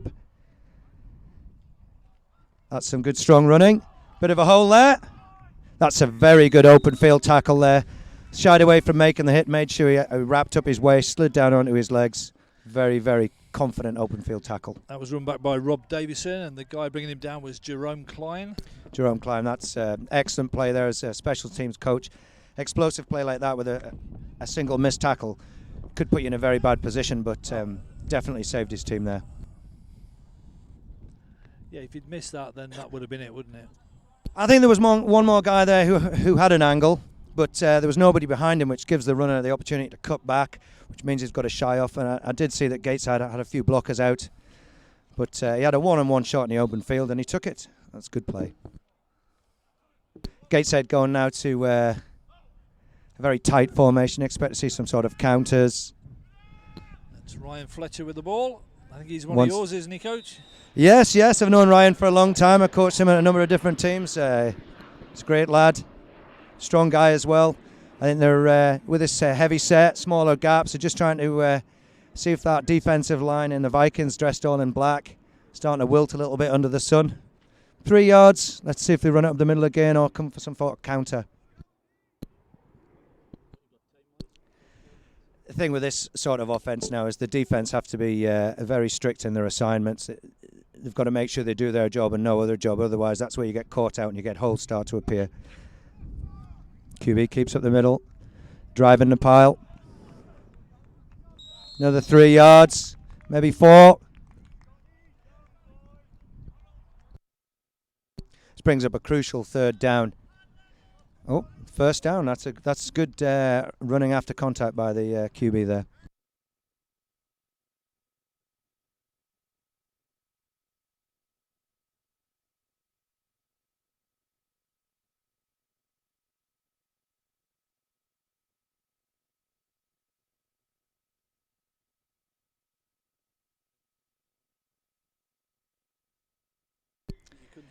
It's motion out to right. It's counter to left. He's driving. You've got to get your arms around him. As a defensive coach, you hate to see that. The defensive players saw the man hit and paused momentarily. You've got to keep going until the whistle. That's some good yards after the contact by quite a short running back. So Gateshead now going 2 plays on the bounce.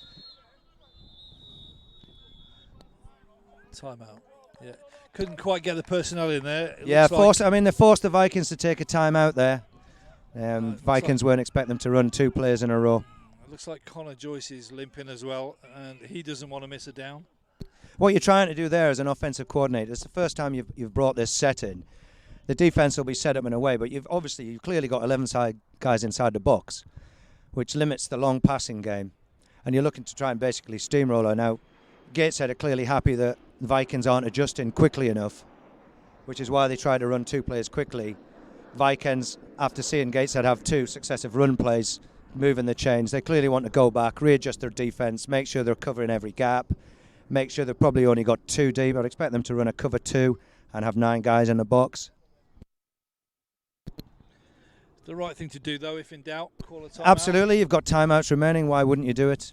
I mean, the last thing you want to do is let Gateshead get any sort of momentum going towards the end of the second half and into half time. If you can shut them out going into half time, I mean, that's a big psychological boost, other than obviously the score. Second and very short.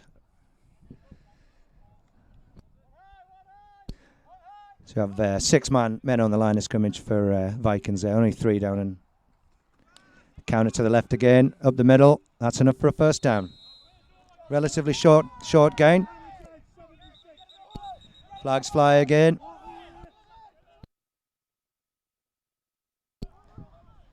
think this might be against Vikings, which is exactly what you don't want to see as a Vikings coach.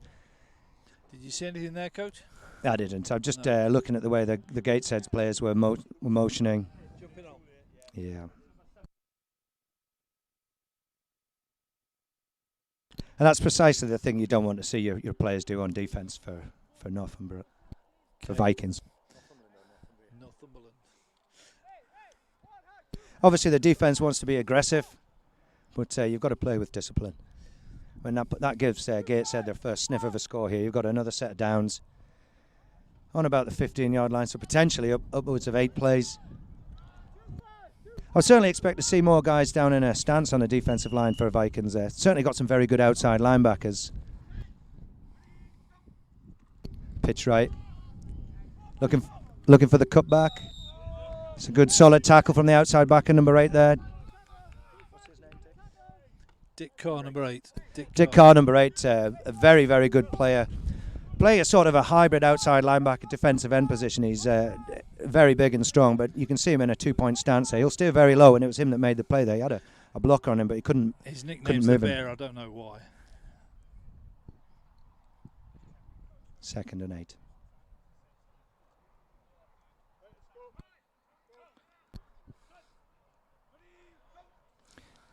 Motion right, fake pitch, throw over the middle. And this time they sacked by 3 players: Shelley, Scott Kersey, and number 76. QB could have got rid of the ball there earlier. I mean, what we saw was the 2 tight ends, both ran seams. We had a single man back as free safety, and he was split. I think both of those guys were open, but because we had the pressure up the middle, it was very difficult for the quarterback to see the open men. Certainly on a play like that, you'd expect to throw that one on timing and look to hit the outside shoulder.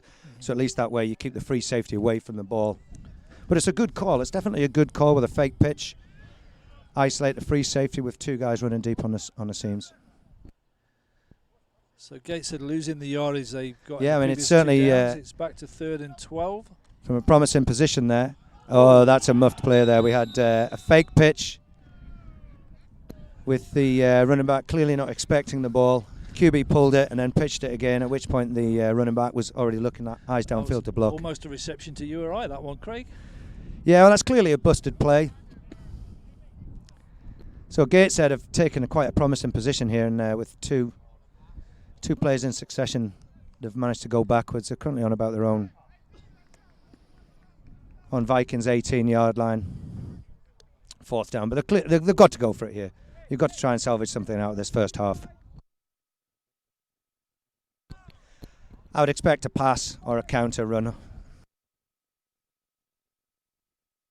Vikings playing 1 deep. I would expect to see those second-level defenders drop on the snap of the ball at the start. They've got 14 yards to give up on this play, so really the run's not a threat. You're looking for something thrown over the top.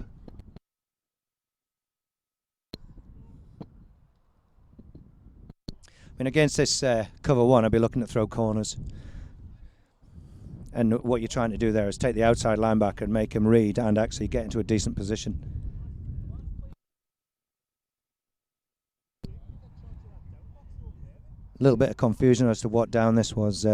Gateshead coach asking there, thinking it was going into 3rd down. Referee saying it's 4th down.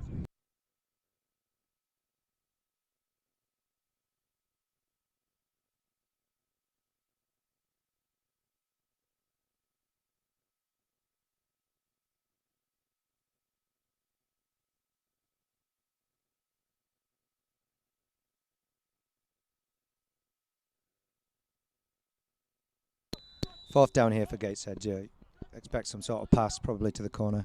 And the QB keeps it with the middle.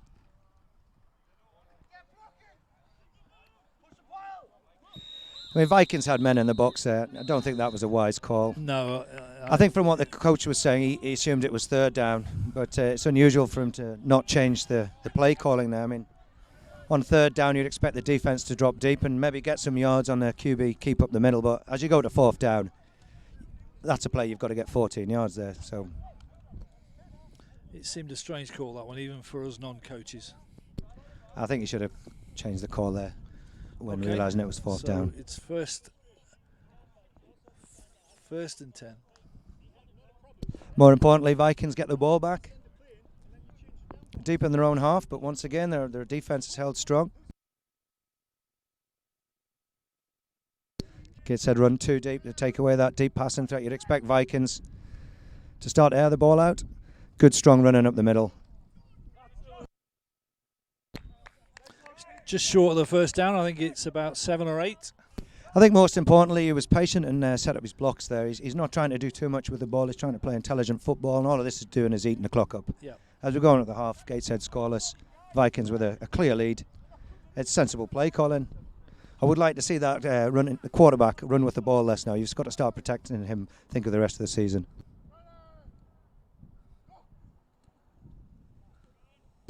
Quick throw to the left. Davison. Short gain, that's the first down. A short game, but it's enough to get the first. That's intelligent calling. Gateshead secondary backing off deep there for the deep threat with Dira. Just popped it to the side. I mean, he couldn't have made more than a yard on the catch, but he got 4-5 after the catch, and that moves the chains again.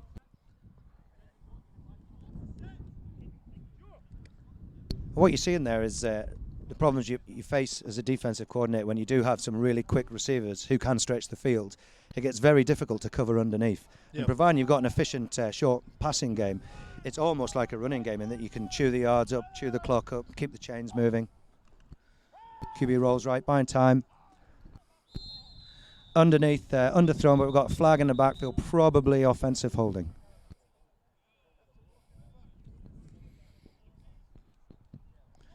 See what the call is? Offensive holding. You called it, Coach. Yeah, well, the thing to note there is when you get the referee in that position, he's looking for infractions on the offensive line and defensive line. And quite often when you see the quarterback moving, although that was a design play, when you see the quarterback moving, your defensive line start to flow. And if your offensive linemen don't have quick feet, they get out of position. And a less experienced player will start to grab. So that's 1st and 20. Too wide. I'm expecting him to throw the ball here. And we're going deep. There we go. That's a nice ball. That is an absolutely perfectly thrown fade pass there. DB had excellent coverage. Very late flag thrown there. I know the Gateshead sideline are asking for a push in the back by the receiver. As I say, that was a perfect fade pattern there. You see him give himself space from the sideline. The quarterback put the ball up really high. He managed to turn the cornerback. The cornerback can't see the ball. He's got to close the gap. But because he'd left himself a good 4 or 5 yards, he could adjust outwards to the ball, which means that if he's got decent hands and he is taller than the cornerback, it's very, very difficult for the cornerback to defend. There's not many cornerbacks taller than him, is there, to be honest? Let's... What you're expecting there, I mean, the cornerback made a decent play on that. He got the tackle after the catch, etc. What you're expecting is to see the free safety rotate a lot more quickly, especially where you've got your deep threat man there, 87. He's clearly the deep threat man in this game, so your free safety should be keeping one eye on him every snap. Well, they're taking quite a while to talk about it, so I'm not sure it's as straightforward as we first thought. Let's see what they're doing. Gateshead player pointing back towards Vikings. Pass interference on the offense.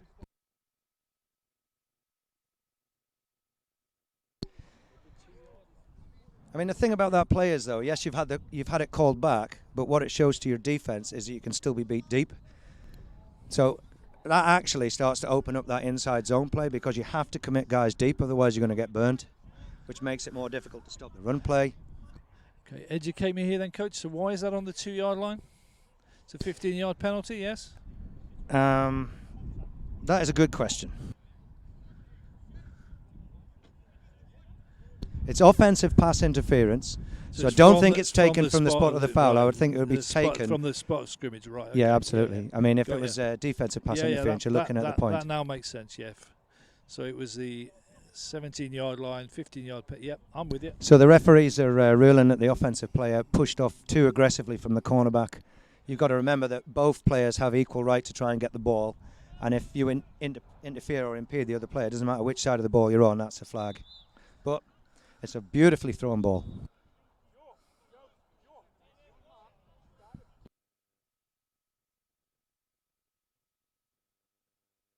One thing I will say is number 20 is quite an experienced player. He's not going to panic off that. I mean, he'll have been fully briefed on who he's going up against.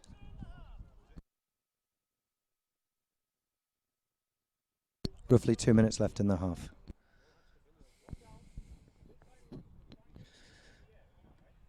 So while we've got this timeout, just a reminder that 2 weeks today is our final home game of the season against Glasgow Tigers. We're back to 2:30 kickoff.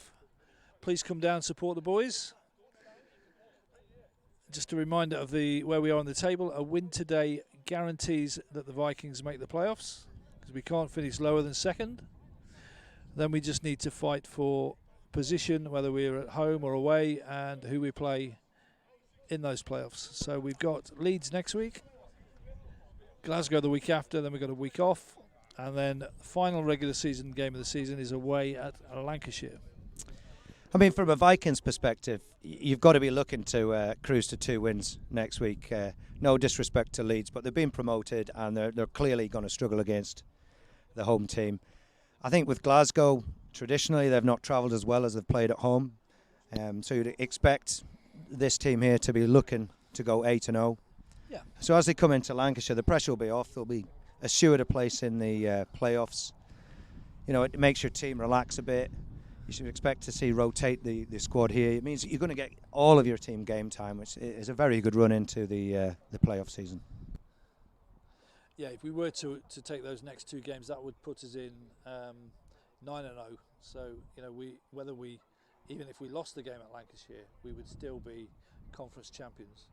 So who knows? But, you know, still time yet. This quarter seems to be taking an inordinate amount of time, or is it just that I'm getting hot? I think it's the sun. So here we go. 1st and 10 on the 2-yard line. This is where having that deep threat is valuable, because your secondary still have to maintain some sort of deep coverage. You've got 4 deep here for Gateshead, which leaves 7 guys in the box. Expect to give the ball nothing fancy. You've only got 3 down linemen. Oh, quick throw.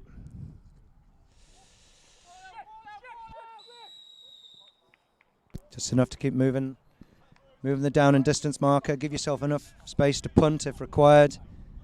Still 2nd down and long, but what that means is if there are no more success, they should still be able to get a decent punt off from inside their own end zone. Would it not be an option here, Coach, just to kill the clock? Less than 2 minutes left. Well, we got 3 plays.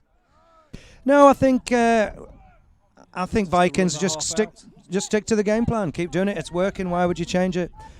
I wouldn't try anything particularly complex in the backfield.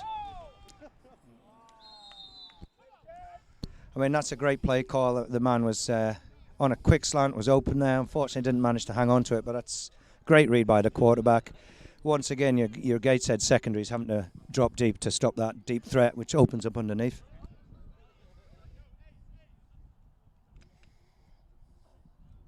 Very nice playing surface here. It's very fast for the receivers.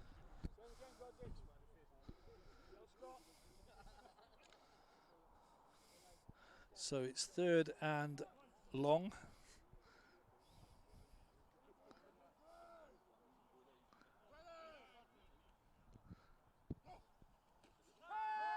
Gateshead with a 3-man rush. QB moves out the pockets into open field. Leaps 1 tackle. We have a flag. Probably some sort of blocking infringement. Be interesting to see which way this goes, whether it creates a new 1st down or pins Vikings back. Interesting, couldn't it?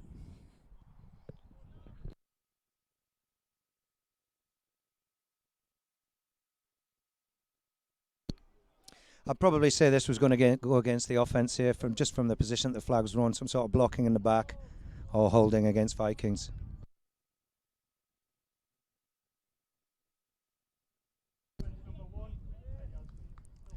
As suspected, block in the back. I mean, what you've got there is a broken play. So your offensive linemen, who showed good hustle and got downfield, they're now going up against 2nd-level players who, by definition, will be faster. They'll be able to move their body. So you've got to be very careful with your aiming points. Make sure you lead the guy out. Otherwise, he's going to beat you. You're going to end up pushing him in the back. You're getting good at these guessing the referee's calls, Coach. You ever considered a career? I think at the moment I'll look towards coaching. I know we're desperately short of referees, but after having my first season as a coach and enjoying that, I think I'll stick with that. As I say, I have refereed a few scrimmages in the past, and I'll say it's a thankless task. It certainly is. Looks like we've got more going off now. Just asking for clarification on the call.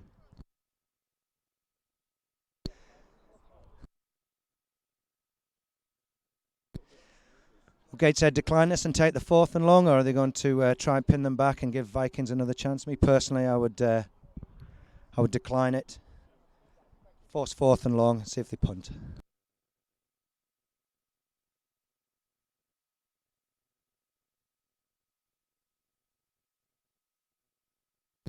Players just asking the coaches for clarification, taking the third or the 4th down. Coach is saying decline the penalty, force 4th down and long.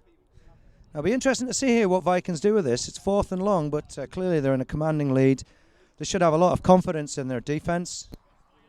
We might see them go for it here. I don't think so. Trying to maintain that clean sheet, do you think? I think the coaching regime will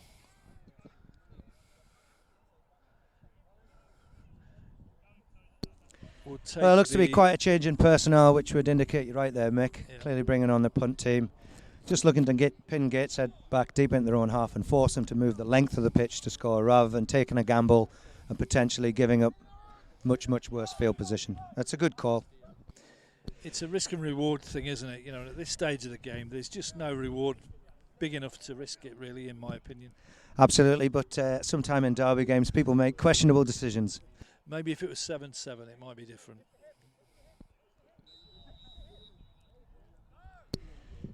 Gateshead doubling up on the Gunners. Try to get some sort of return. And here we go. It's a poor snap here. Let's see if we can get on it. He's down by contact. Gateshead looking for a very good chance here, picking up the ball. Probably on about the 5 or 6 yard line. See if they can punch it in with 4 downs remaining in less than 2 minutes. That was a disaster, wasn't it? Told you to play safe. Well, I mean, the call was right. Yeah. That's why special teams are so important. A single mistake like that, and it can put you in a difficult position.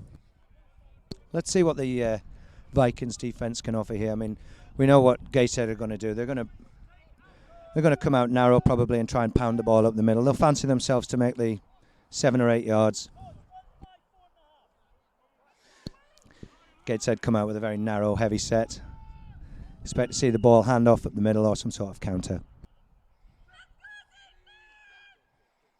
Pitch right, cuts back, and he's wrapped up by 3 defensive players there. Once again, number 8 in on the play. It's very, very difficult to move off the line of scrimmage. Yeah, I think Dick saw that coming all day. Yeah, well, it's a different thing seeing it coming and being able to maintain discipline, maintain outside leverage. One thing you'll see, he gets himself in a good position. He forced the cut back there because he knew he was getting help from inside. Middle linebackers flowing over. If you see it, you've got a chance. If you don't see it, you've got no chance. I think what makes him such a good player, apart from the fact he's physically very strong, you see his position's very good. He maintained his outside leverage and forced the cut back. I mean, clearly on an outside pitch, you're looking to speed it round the end mine line of scrimmage.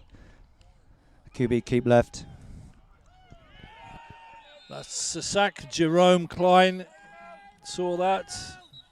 Timeout by Gateshead. What position is he playing today? 58? Linebacker. That's a superb read there. He didn't bite on the fake. He's managed to shoot through the line of scrimmage and clearly had a bit more speed. Pulled down the bigger man at QB. So we've got 1 minute and 1 second to go. It's 3rd and goal for Gateshead. Expect to see some sort of pass now. 3rd down and goal. 42-0 still. I mean, Gateshead know that 2 tight end seam play was on last play. Clearly the quarterback couldn't see it, but perhaps the coaches had a word with him and say, look, as long as you throw to the outside shoulder, there's a chance of success there. Vikings only showing 1 man deep.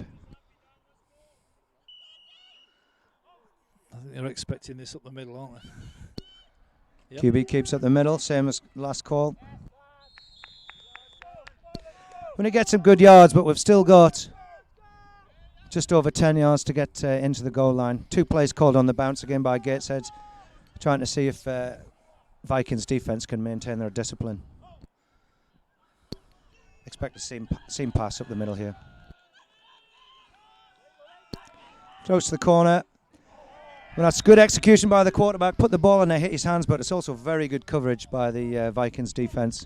That was Josh Penny. Managed to attack through the offensive player to the ball there. I mean, the player did get his hands on the ball. It's a great throw by the QB, but the defensive play was just too strong there. So now would be the time to kill the clock, coach.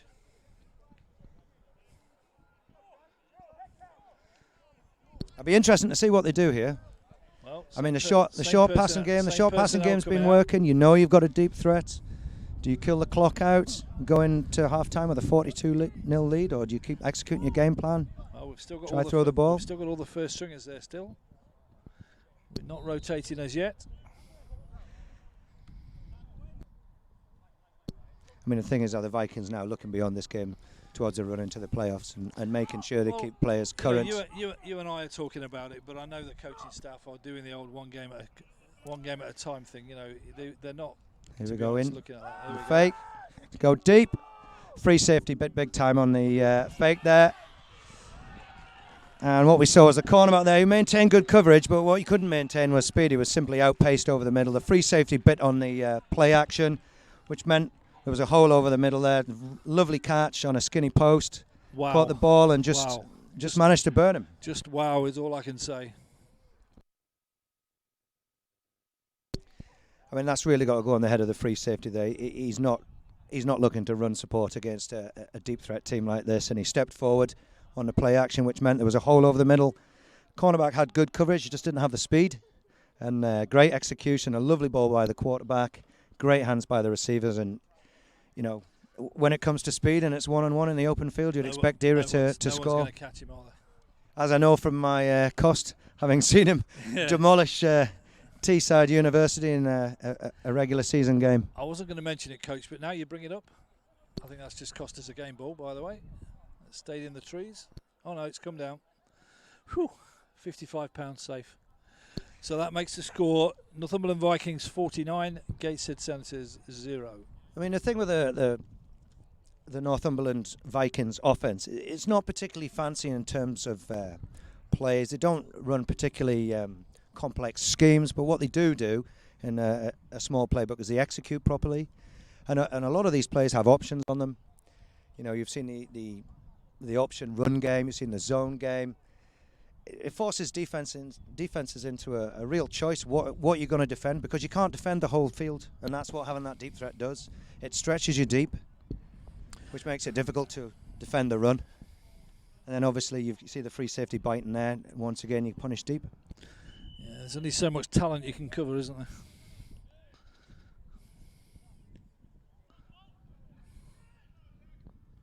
It's a good grab.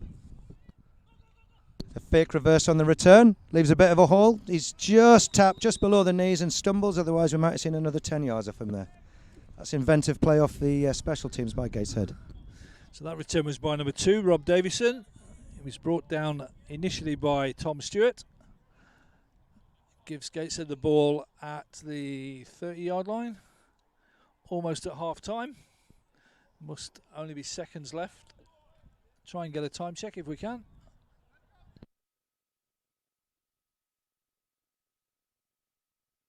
Roughly 20 seconds left in the half. Gateshead coming out with that heavy set again.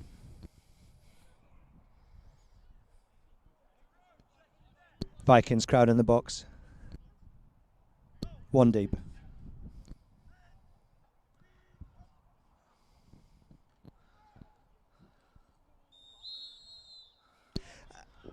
I think what you've got here is that Gateshead are trying to establish this power running game, and it's going to run the clock out.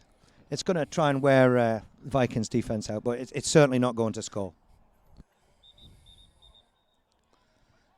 Another timeout. I think that's the final one. Oh no, that's the end of the end of the half. End of the half. Okay, well, thank you, Coach. I'm not sure if you're having a break now or whether we need you to be interviewed at half time. I'm sure David will tell us very soon. We'll be back for the second half. The score is Vikings 49, Senators 0. Thanks very much, Mick. I've enjoyed it. Don't just leave it there, mate. Don't.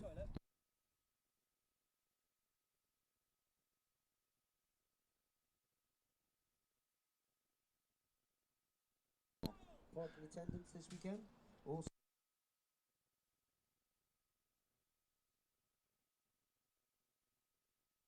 monitor during matches. Thank you. Okay, so we're going to go over to Dave Thomas for the half-time chat. I'll be back with you soon. Thank you.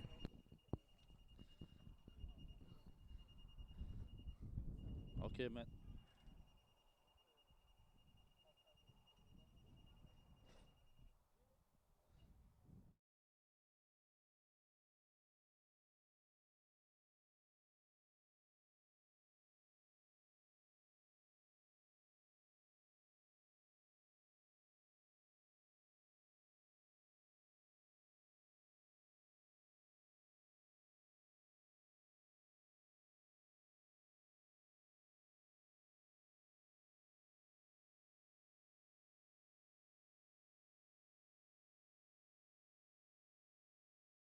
Some people are just born gorgeous. For everyone else, there's Aesthetic Beauty Centre, providing an extensive range of laser and cosmetic treatments to help you look good and feel great. At consultation, the doctor will advise you on the suitable treatments. So if you're in need of a little help, contact the Aesthetic Beauty Centre in Sunderland and Newcastle. Some people are just... We're still here at Druids Park. It's a convincing lead for the Vikings here against the Gateshead Senators. It seems that the team haven't really turned up this afternoon. The Vikings are leading 49-0. Commentary team of Mick, good afternoon. How are you? Boy, it's warm. It is warm. It's about 27 degrees here at Druids Park today. It's awfully warm. So, game so far, how's it going? I think from a Vikings perspective, we couldn't really ask for any more. I mean, 49-0. There's been a couple of times where it looked like Gateshead might score, but we managed to hold them. So, you know, I'll take that any day of the week. Certainly closer than last time. When we were playing them in game one, we were 19-0 down. At half time, yeah. And then obviously you come away that with a 19-20 win. But be honest though, it doesn't even look like the Senators have turned up today, to be honest. They haven't really put up that much of a challenge to you, have they? It's difficult because they've every time we've been on the field we've scored. Pretty much, so you know it's hard to live with that. You know, you need to start getting some momentum, and you know every time they come on, they just get 4 and out, or you know they make a first down and then they're gone. I mean, I'm just standing here watching Eric. Is it Donna Dexter? Poindexter, your new quarterback. He's a phenomenal player, isn't he? Yeah, he's not bad for a wide receiver, Different class, isn't he? Yeah, he's. We spoke to him earlier in the season before we started, after his successful season at Durham University, where he won the national championship. Yeah. And he was going to join, and he wanted to travel Europe. And in the end, he decided to travel Europe with some friends, and he came back a few weeks back and called us up and asked us whether we'd still have him. And I'm sure the answer was yes straight away. Well, you know, we considered it for a while. Yeah, what, 30 seconds, 20 seconds? Not quite. And you know, it's not just his play on the field. You know, off the field, he's just a bundle of joy. He's always happy, and you know, he motivates others.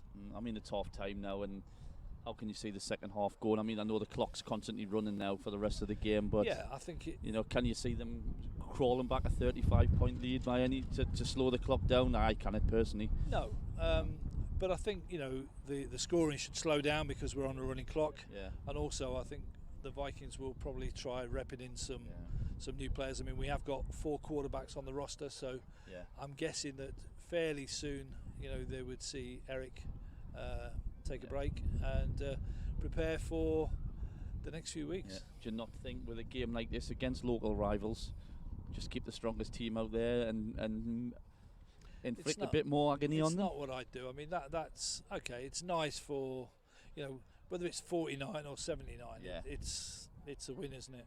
Yeah. Doesn't of really course, matter. yeah. But we won a few burgers out there today, I think. Well, yeah, we only need another point for that, so we'll be all right. So predictions for an end result? Have you got one? I know you're not great on predictions because you don't like doing them, but surely we must be heading towards a 70-pointer this game. I think we've got to be looking for 2 or 3 more scores. Yeah. Cool. Well, thank you very much, Mick. No bother. Thank you, David. I know we're going to speak with your commentary host today, Craig, but I think he's just had a bit of a water break as such. He's gone to the for a leisure break. I'll A try leisure and find break. him for you, and I'll send him. Oh, that's fine. I mean, we can keep going. But thanks very much, Mick. That was Mick Taylor, or one of our commentary team today, having a discussion about the first half. It's quite understandable. The Vikings are absolutely destroying the Senators here today. It is seeming to be a bit of an easy task. Yes, last time out, it was a bit of a closer game for one reason or another. But this time, it just seems to be a walkover. The Senators just aren't here today. Let's fingers crossed we'll have a better second half. We are going to speak with Craig when we can find him when he comes back. But we'll just go to a short little break, and I'll be back in 2. Speak to you in 2.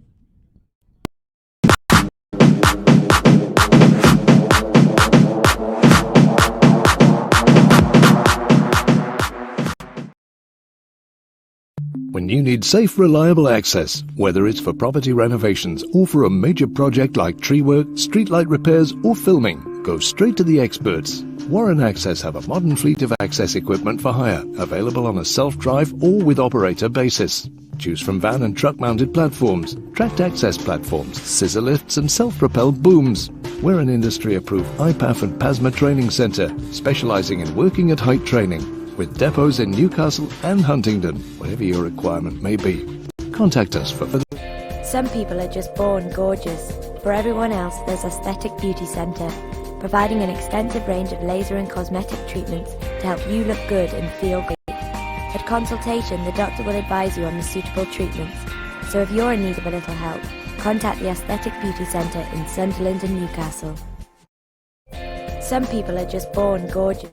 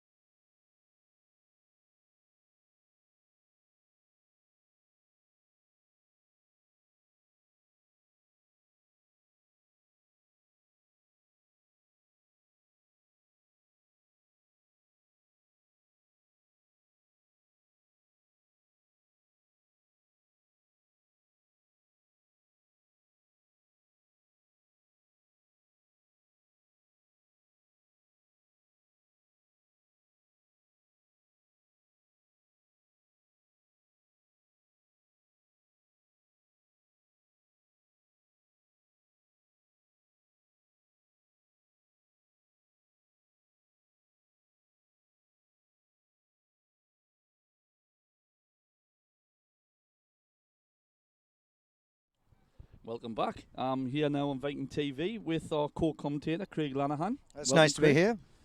How's it going so far? You enjoying it? I'm enjoying the match. It's very, very hot. I mean, I'm sure the rest of the country will feel this way, but until you're out here on the 4G rubber Turf. experiencing it, I mean, I'm in shorts and T-shirts, so I can only feel for the Players, offensive and defensive linemen especially. I mean, you've got some big units on both teams, Yeah. having to move around big bodies, especially for the Vikings dressed all in black. It's very hard to... Just being asked to move to my left. Especially for the Vikings players who are in black, it really is wearing the helmets, you dehydrate, you've got to be very disciplined to keep putting the water down your throat. So as a game so far, it seems very one-sided. It is very one-sided, and I think for Gateshead it's clear that the Vikings are having a better day of it today. In all three phases of the ball, I mean, you look at them offensively, they've had success on the ground, up the middle, out wide, they've established a short passing game. They've got that deep threat, which has scored a couple as well. So what you find is the Gateshead Senators' defence has been forced to do so much that you can't do anything particularly well. But I think ultimately the thing that's cost them as much as it has is the dual threat quarterback. You've got a quarterback there who can throw the ball. We've seen him throw some superb deep balls. He is, but what he's doing, he's managing the game. He's making superb reads on that inside exchange. When he's under pressure, he's trying to make plays. He's aware of where the first down marker is. He's difficult up the middle. He's rolling out. He's calm under pressure. We've seen him throw on the roll there particularly well, extend plays, and as a defense, it's just too much. It's just too much to cover. I mean, as two teams, I mean, if you were at the first game and the start of the season, it was a very close-knit game. It was. I think it was only 1 point in it. Yeah, well, Gateshead were 19-0 up at half-time, to be honest. And so it was a comeback victory. I mean, that shows shows you something about the calibre of the team here. They didn't fold. Yeah. And I know certainly that the Vikings' last game, it was a bit of a seesaw affair with them establishing a big lead, and then their opposition bringing back, with them managing to hold on for the win. To be honest, I mean, all season we've had some great games here. We've had some good games away from home. Yeah, we're undefeated, and obviously they're going to go 7-0 by the looks of it today. But as half-times go, looking at the Vikings, I've never seen them so relaxed. Yes, well, is that a good thing? It certainly is, because what you've got here is they've executed in all three phases. I mean, their offense have been absolutely sublime. They've played particularly well. Their defense has snubbed virtually everything out. We've had some good plays on special teams, notwithstanding the very bad punt snap, which could have cost them, but their defense dug them out of a hole there. And, if you can get on the board early, I mean, think the first three drives they scored very quickly. They're up 3-0. Yeah. And we were only partway through the first quarter. At that point, you realise that unless something exceptional happens, that the game's over and you can start to relax, start to enjoy yourself. It also takes a bit of the bite out of the derby nature of this game, where tempers flare. Yeah. And certainly in the second quarter we saw that with the tempers earlier on, where we had a few flags in the game to start, a few coaches starting to lose the plot a little definitely, bit. But most of that came in the first quarter. Yeah. It's all settled down now, and then fingers crossed into the second half we'll have a bit more of a fun-filled affair, I hope, but with a little bit of needle somewhere along the line. Maybe. Well, to be honest with you, I don't think you can ask much more of the Vikings in terms of fun-filled affairs. That's not easy to say. We've seen them distribute the ball. Keep off the brandy. That's I know. Seen them distribute the ball exceptionally well. We've had it to the sidelines, up the middle, the deep, the fade. I mean, it's been excellent for the Vikings. You mentioned the Vikings quarterback there, Eric Ponadexter. I keep getting his name wrong, but I mean, he is just a different class, isn't he? Yes, I think the thing with his play today, he's been cool under pressure. He's played the game. He's made his reads properly. He's not been flustered when there has been pressure. He's clearly a very fast player, which has bought him time to make decisions. But he is making the correct decisions each time. I mean, as a coach, that's a great thing to work with, because you scheme it, but the players have to execute it. You can draw up all the plays you want, all the schemes. If the players don't execute, it doesn't really work. You have a player like that who you can say to him, look, this is what your keys are. These are your reads. If this defender does this, I need you to throw the ball or keep it or hand it. And for an offensive coordinator, you can actually map out a strategy. And that's where, if you've looked at Gateshead on tape, you know what you want to do against them. If you can actually execute, that's what wins your games. Or Gateshead as a team, an easy team to read, or do they not have a vast number of players? Are they stuck to be? Well, I mean, typically Gateshead are a 44 cover 3 team, but their defense have come out in a 34 cover 2 shell, which is unusual. They're clearly looking at Vikings and say, we don't want you to pass the ball deep on us. Yeah. Now, we've seen that's not played out particularly well. I mean, the scheme's in place, but once again, as a coach, you're looking at your players to execute. I commentated earlier on at the free safety biting on a play-action fake when he's got no business doing that and costing them the long score. So, I mean, Gateshead have adjusted. Yeah. The coaches seem to be doing the right thing, but at times you have to get the players to make plays. And, I mean, it's no disgrace to Gateshead. It's just the Vikings are just playing exceptionally good football at the moment. They're clearly deserve to be undefeated at this point of the season. They clearly look one eye on the playoffs, and they've still got leads to play. And I know, like you say, they've got one eye on the playoffs. Maybe we're not just there yet. Thinking. Well, no, but I mean, Leeds have been promoted. They've come up a division. They found it difficult. The physicality is obviously a lot higher in the Division 1, but also the coaching, the amount of time that goes into scouting teams on film, etc. And they're a relatively young team. It's no slight to say that I expect Vikings to to beat them soundly. And Glasgow are a strong team, but they're travelling. Yes. It's later in the season. You'd expect lower numbers, you know. And I think Vikings are quite a young team, so fitness level should be decent. I mean, they're, you know, when you think about it, the Vikings haven't been around for that long. They started off in Division 2. They've been promoted. We had a 5-year plan here at the club, and we're executing it pretty well at the moment. You know? Okay. It's funny you use the phrase "executing it well" there, because you know, that's what you need to do to be successful. You do nothing fancy. You just make sure that you're consistent across the board and your players execute. And clearly, your backroom staff and your coaches are executing at the moment. Talking about that, as a player yourself, you've played. Ex-player, unfortunately, ex-player. Now a coach at Teesside University, and I mean, like I say, you've played for the Centres, you've played for the Vikings. Are definitely the playing days over now? Oh, yeah. I mean, I did well stretching it as long as I absolutely could, but eventually the body started to creak and groan. And yeah, doesn't it all? Yes. But, I mean, the thing is, I've played lots of different teams. I've been playing a long time. I think I played my first competitive match in 1986, so I think a 31 or 32-year run is long enough. Yeah, I was 12. Yeah. So, I mean, and the one thing I will say is I think the game at the moment at the adult level is decent. I mean, I would say the biggest development I've seen in my time being involved with the British game is just stupid flying on me. It's just the ability of the internet to give teams opportunities to use things like Huddle, where the coaches can break down a film. It means the players can access proper film with coaching comments in their own time, on their laptops, on their smartphones, which really has taken that game to the next level. Yeah, I mean, like you say, you've been around the game for a while. I mean, obviously, yes, with technology, it has improved the game, but as a standard of player within our British game now, you've obviously seen that progress as well, you know? Yeah, I mean, the game is better across the board, and I think things like technology and equipment and fantastic playing surfaces like we're playing on today definitely help, but I think the longer that British coaches and players have had to be involved in the game, because don't forget, Britball's only been going for sort of 3.5 decades. It may sound like a lot of time, but it's really not that long.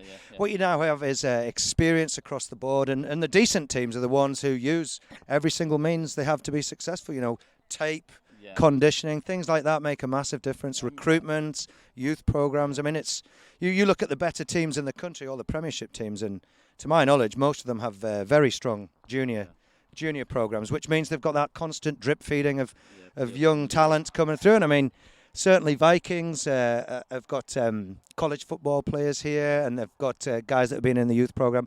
And the same with Gateshead, they've got college football players, guys from the youth program. I was speaking to one of the coaches from Gateshead, and he's talking about the NFL, Jacksonville Jaguars, pushing this thing, Jag Tag. The coaches are going out into schools, trying to get the youngsters involved in flag football. It's fast, it's fun. You know, people aren't getting hurt. And it's enjoyable as well. But it is. And that's what it's all about, especially for the kids. It's absolutely more enjoyable than it's accessible as well. You get them involved in the competitive element rather than the physical element, and they become hooked on the game. It's such a. The thing is with this game, it's such a great game. There's a position for just about every body shape, and it's the sort of game that rewards hard work rather than talent. So you're in the film room, you're in the weights room, you turn up to practice. It's going to make you a better player. You mentioned body shapes. There's certainly one or two different body shapes out there today. From but absolutely, thin, though. But you need big, that. Tall, you know, wide and thin. There's everything out there. And like you say, as a sport, there's not many sports in the world where it's set for different types of people, is it really? No, and that's one of the challenges of coaching, because as a coach you develop a scheme, but then what you're faced with each season is a different set of player skills. And you know, you've got to make a decision. Am I going to pursue that scheme and develop those players in that scheme, or I'm going to try and adjust my scheme to best reflect the skills and talents of my players? So, I mean, I commented earlier that the Vikings offense, I wouldn't say has a particularly large offensive playbook, but you would say it's suited to their talent base. You have a quarterback who's a dual threat. You have the deep threat as well. You have some very good, and I will say this, small as in height-wise running backs for Vikings, low centre of gravity, which is ideal between those tackles. In the big guys, it makes the second level, makes it very difficult, but also they're able to cut back in this zone game. You know, and if you have bigger middle linebackers who are carrying bigger body mass or higher centre of gravity, it's more difficult for them to react. And what we're seeing is they're getting to the tackle, but certainly on the Viking side of the ball, those running backs are making yards after contact. You know, and if you can make 1 or 2 yards up to contact, but then 3 or 4 yards afterwards, that's a successful running game. You know, and that's the sort of thing that just grinds the game out. It makes it very difficult. The Senators are then faced with a choice. Do we put more guys in the box, in which case you're exposed to the deep ball? or do we sit back and defend the deep ball, in which case you're just going to run the ball between the tackles on us? It's very difficult. Well, thank you very much for your time, Craig. Looks like we're going into the kick-off now for the second half, and I know you and Mick are going to commentate again. So well, thanks very much for having me. I appreciate it. My pleasure. Thank you very much, and I'll hand back over to Craig and Mick for the second half.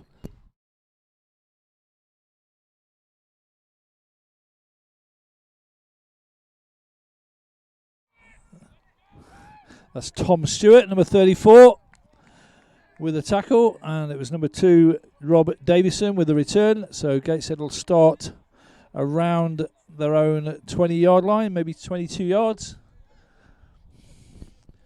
So just a reminder, the score is 49-0. One thing I would say with this being a derby game, I would expect Gateshead to keep playing hard. I mean, the game's the outcome of the game's clearly over, but you'd expect to see a bit of pride. You at least here. want to win the second half. Absolutely. I mean, 'cause if they can come out and score points and reduce the Vikings' offense production, that's a moral victory to take into the remaining set of games in the season. Inside run game.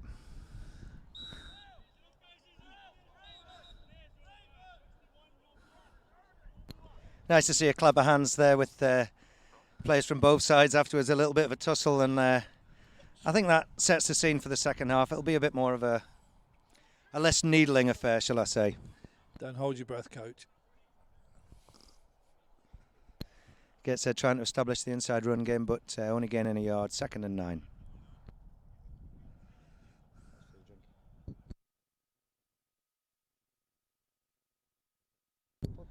Good.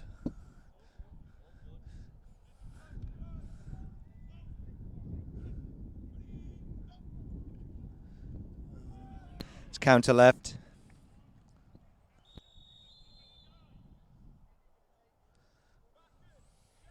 I mean, once again, you got the backside end-man line of scrimmage. Has played that perfectly. He stayed in position.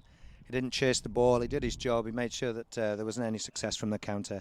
I've certainly seen success from this sort of offense before, but it relies on a defense being fairly undisciplined. And so far this game, the Vikings defense have played exceptionally well. A lot of people think it's about individuals making tackles, etc. No. It's not. It's about the guys off the ball doing their job to make sure that the system works. And then occasionally you'll have those guys who are that level above in talent will come up and make those extraordinary plays. But the game of football, it's a total team game.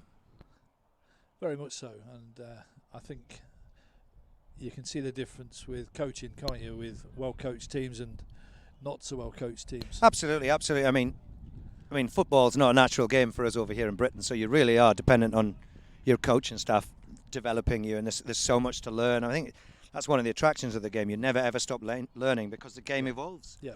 It evolves. It goes in cycles. You see teams running the ball, passing the ball, options, power. I mean, I think that's one of the reasons, especially the college game, is so popular over in America.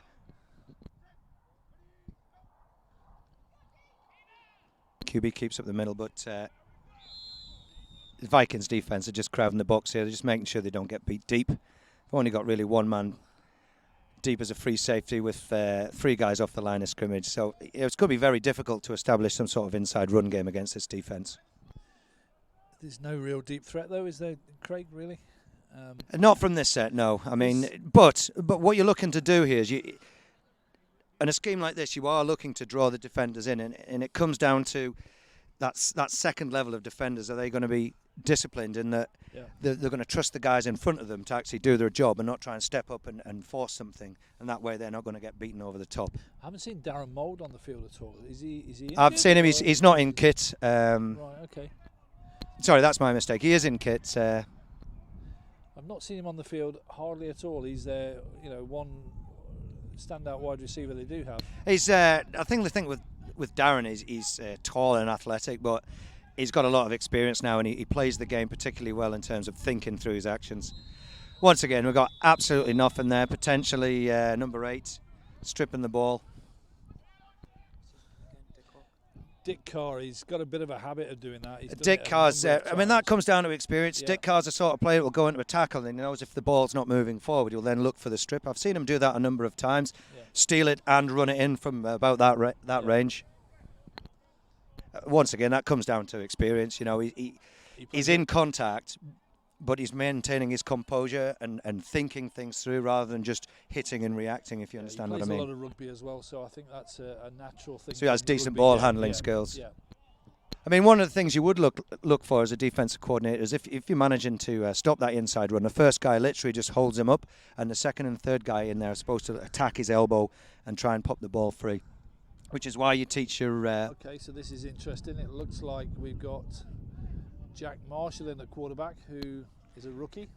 Well, that's wise That's decision. That's He's, wise decision. Had no game time at all in games. He's been to every practice. He's one of those lads that he's always there. He's always listens. You speak to any of the coaches about him, and they'll say that he's a sponge. Well, you'd expect him to do the simple plays at the moment. I wouldn't expect him to run the zone read yet. Hand the ball off or throw the ball short to start. Just get him in, get him comfortable. Make sure he's happy under pressure. There we go. Straightforward pass, and it keeps the ball. There we go. We've got a flag in the backfield, probably a block in the back or a holding against the offensive line. And one thing I would say to a young quarterback like that is if there's nothing going, there's nothing wrong with throwing the ball away. And the last thing you want to do is get him in there and get him injured. We're trying to build up the game time now to make sure we've got a backup that has experience going into that playoff run. Yeah. But it's all very well me saying stood on the sideline. You have to put him in there to get him under those conditions to see how he reacts. And, you know, they'll spend a lot of time going over the film after the game and look at his performance. You can't replace game time experience, though, can you? Absolutely not. Absolutely not. And I mean, it's good to see the Vikings have brought him out, and he should get a good stab at this. You know, if not a full half, then very, very close to it. Just out of interest, do you know if the Vikings have a third-string quarterback? We They've actually been have getting 4 many reps. on duty today. We've got Doug Jones, who started before Eric was playing. Well, a fumble snap there. I do believe he was going to try and hand the ball off, but he maintained his composure. I think the ball was slightly lower, or came out a bit faster than he expected, but he had composure, got his head up, managed to get outside, and he's picked up a few yards. Vikings sideline getting excited about something there. There was a very large block, I think, from one of the Vikings players. I think the defensive lineman had disengaged and was pursuing, and he got hit quite hard. Okay, right. I think the little discussions on the type of hit that was, but you know, I wouldn't say it was a malicious hit. I think it was a good, clean, hard hit. At the end of the day, it's a contact sport, and sometimes you do get hit very, very hard.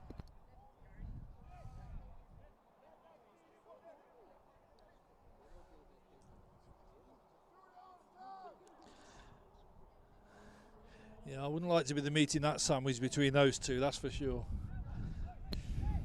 No, number 72 there, I've actually seen him train a few times. He's quite a young guy, but he looks like he's a promising talent, and he's clearly doing very well in this scheme. Yeah. I know he started off originally as a defensive lineman. He did, yes. It's good. He's quite athletic for his size. It's good to see that they're putting the talent where it actually makes a difference on the offensive line. You know, if you have a decent offensive line, it means you can do things with the football. If you speak to Coach Rooney about Will, number 72, he's really hot for him. You know, It's a beautifully executed cut block there on the line. It gets those tall defensive linemen down, gives that young quarterback a chance to see downfield and complete the pass.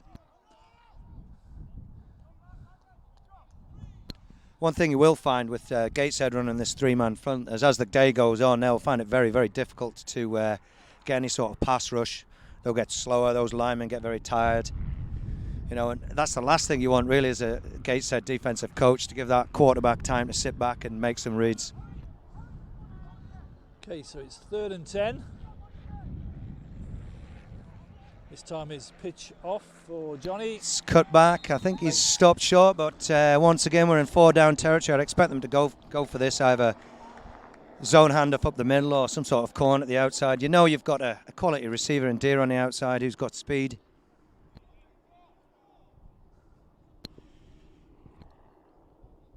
What's the quarterback's name? Jack Marshall is the quarterback.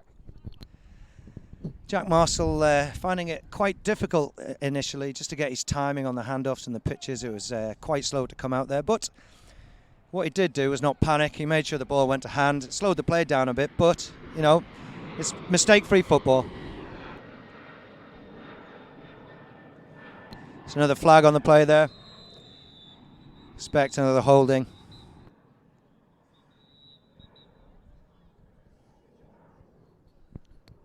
4th and about 2 there, you'd expect the QB to make a bit of a quicker read on the exchange. It slowed the running back down a bit. Looks, Holding on offense. yeah, it's coming back. So with that penalty, does that affect the decision as a coach, or do you stick with the original decision and go for it? We went from 4th and 2 to 4th and 12 now. Well, I mean, the ball spotted on, what, the 32-yard line. You're going to snap it back to the 40th. You're in to win. I mean, the chance of a field goal being successful here is virtually nil, so you have to go for it. Okay. The question is, are you going to hand the ball off the middle? It's worked. Try and get 14 yards. Me personally, I know where I'd be going. I've got one-on-one with number 87 on the left. That's the wide side of the field. Be looking to throw some sort of corner. He's chased out the pocket. Still alive. And is eventually smothered. Turnover on downs. Yeah, I suppose the worst case scenario is there that you turn it over where it is, which wouldn't be a disaster, would it? Well, it's far from a disaster. You know, it's still decent field position. What it said to Gateshead is you're going to keep attacking the game, and you're not giving up at this point in terms of keeping that intensity going. Okay, so I think that's the first time that they've stopped the Vikings. Would I be right in that, Coach? Don't recall punting before. We had one punt down in Vikings own territory where they had the bad punt snap just before the That's right, yeah, just before the first half, but yeah. put Gateshead, I think, on the 6-yard line, but they That's couldn't right, capitalise on it. yeah. So, you know, when you have a defence you can rely on like that, you know, that's the sort of thing that can drive you forward and think you can make a deep playoff run. Okay, Gateshead have also changed the quarterback now. It's number 7, Rob Watts. And interesting to see the other quarterback, number 10, on the offensive line. Yeah, I think Rob's a faster player than number 10. They put number 10 on to either a tight end or a wing back position. He's quite a large guy and they're looking for him to block. Gateshead, I think now with a running clock, they're behind 49-0. I think Gateshead are just trying to game manage now. Make sure they don't turn the ball over. Make sure they keep the clock running. We should be in running clock now, so this second half should go a lot quicker. The question is, can Gateshead's defence continue to have that success? They've stopped the Vikings offence once, albeit with their second string quarterback, and they'll be looking to keep playing just to salvage some pride from the second half of football.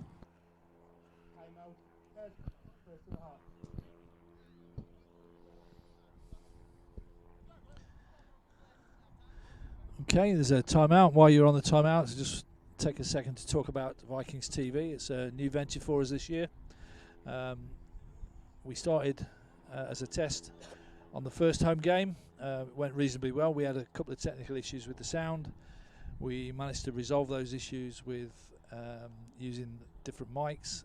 Second game was okay, but apparently the feed was a little bit slow. So again, we're just trying the technology. I'm told at half time that we seem to be okay and fixed on both the sound and the feed. We would be interested in your comments on the way back.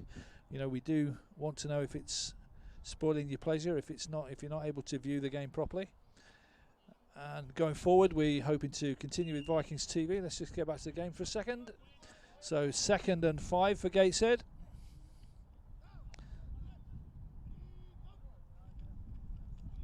Fake pitch, QB up the middle. Slightly more success for the first down for Gateshead. Gateshead will be buoyed by this, despite the scoreline. If they can come out and start to establish some sort of inside running game, run the clock out. They've had a stop against their defence. You know, what we're looking at now is to see what the character of Gateshead's team have. Are they sort of team that keep going and keep playing? And at the moment, they've certainly started the second half a lot better than the first.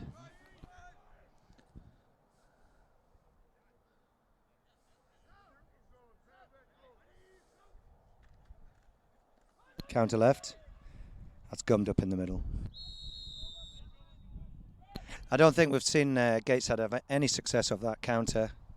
I think that's the 3rd time they've run it, and we've had a fumble off one and 2 tackles, either for no gain or a loss off the other.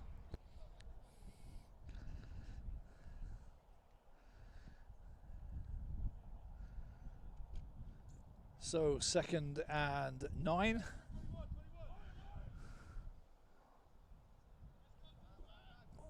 Now into Vikings territory. Quarterback still got the ball.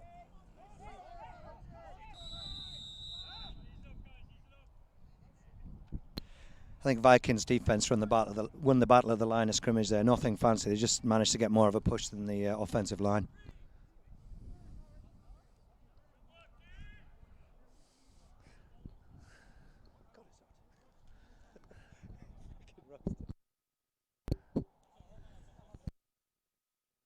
It's not getting any cooler, is it? It's a beautiful, glorious summer's day here. So it's now 3rd and 9.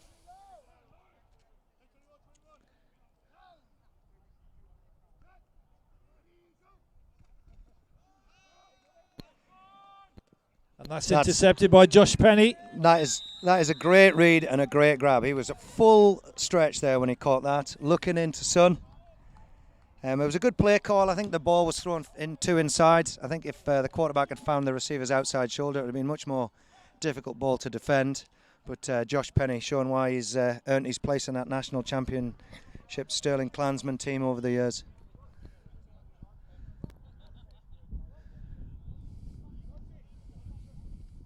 I've always been interested, Mick. I don't know where you stand on this, but you look at the increase in the quality at the top of the college game. Certainly with teams like Birmingham Lions and our own Durham Saints and Sterling Klansmen. It'd be interesting to see how they would fare against a Division 1 team like either Gateshead or Northumberland. Well, let's see this and I'll give you my answer and my opinion on that. Short pass again, that'll give the quarterback some confidence. Not the best follow through, but he made the completion.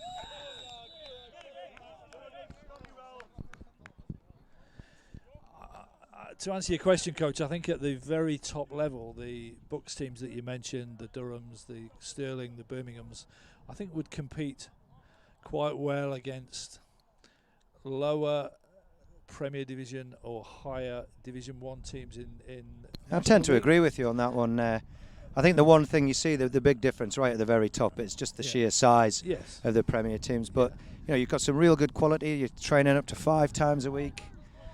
You can make a fantastic team with the guys that turn up week in, week out. Hand up the middle. And once again, Gateshead having some success on the defence. The second drive that Vikings have had this half, and they managed to hold them. Brings up a 3rd and long. This is something I like to see. We've got a rookie at quarterback. We've got a rookie at running back. We've got another rookie, number 35, at receiver. So, some of the line is starting to change now. So absolutely. I mean, and this is the time to get game experience. You need to get as many of those non-starting players on the field, get them game time, because this is what makes your club successful. Not today and not next week, but next year and the year after. You get guys keep coming back. They build in ability. They build in confidence. Absolutely. I'm not sure about the yellow shoes, mind, but there we go. We see we've rotated some of the receiving core as well for the Vikings. Play action pass thrown underneath. That's quite a high ball. Interesting to see, though, that Gateshead had backed off there to cover that deep threat, and the underneath receiver had a lot of time. And this looks, it's definitely going to be a punt. Yeah, I mean, I think as much as anything, you want to make sure your special teams are operating properly. Under pressure earlier on, we had a poor punt snap. The special teams coach will be wanting to make sure that they can finish this game, having executed properly on special teams. Much better snap. Rob Watts fields it cleanly. That's some good open field tackling and pursuit to the ball there by Vikings. Yeah, that tackle was made by Connor Joyce, who's the gunner, I think, on that, and he's a hell of a player on defence. Once again, what he's doing, he's playing with his head there. I mean, it was open field. He wasn't trying for the big hit. He made contact, but what he made sure of is he had his both arms wrapped around. He just kept moving his feet, and he knew guys were coming behind him. The ball carrier couldn't go anywhere. I mean, that's textbook open field play. So we are on the 22-yard line. But trying to move the ball again. Yeah, I mean, 2 drives for Vikings. Clearly, they're having a second-string quarterback has meant they've not moved the ball as well as in the first half.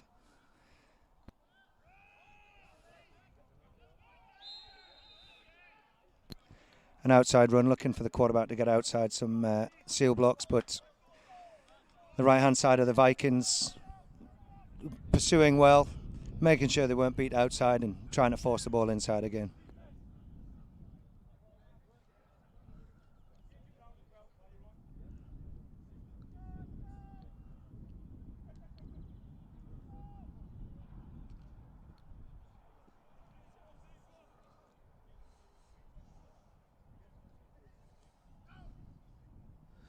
Okay, 2nd and 14.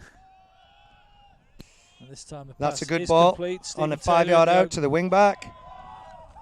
and 2 tackles missed. We can see why when he's given a chance in the open field he can be a dangerous player. He's very low centre of gravity, very strong on the ball. Beat 1 tackle, good hands in the open field. I think with the Vikings having so few guys back, with only 3 guys second level and a free safety, they're really Gateshead could look to throw the ball wide and look for yards after the catch here. Clearly easier. Very easy for me to say on the sideline here. Here we go, the 4th quarter. Okay, so with the running clock, that was quite a swift 3rd quarter. Score is still 49-0. We'll expect this one to go fairly similarly in terms of time.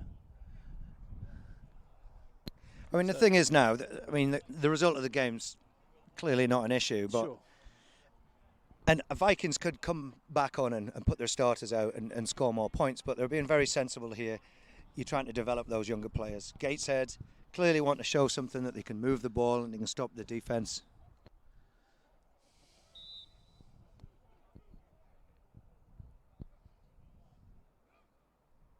Ryan Fletcher in at half-back for Gateshead.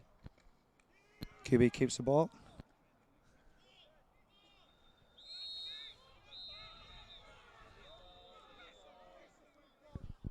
Once again, number 8 is there on the play, trying to dig the ball out.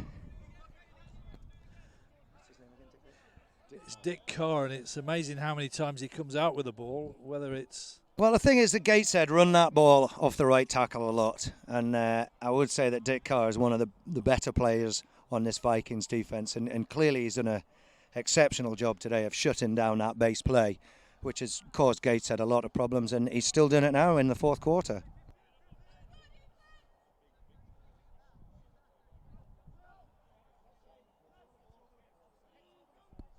Expect the counter. Once again, Steve Taylor in the open field, just Great gets tapped down tackle. by the ankles. Great tackle from number 58, Jerome Klein. I think importantly there, though, was not the tackle. It was the fact the other guys on the defence were still attacking his outside shoulder. Right. So he was going to make yards, but what they were doing is stopping it becoming an explosive play. And we talked about defensive discipline. They weren't going straight to the ball. They were doing their job. They were attacking the outside shoulder, knowing that either they're going to string it out to the sideline, force the cutback, and they know that they've got guys in numbers pursuing, which we saw. I mean, he did a great individual effort there, but the defensive structure maintained. Brings up 3rd and short. Expect... I would expect Gateshead to try and run it through the middle again. Now you're looking for 3 yards here. Dick Carr on the tackle. I think the QB does enough just to squeak past the 1st down marker.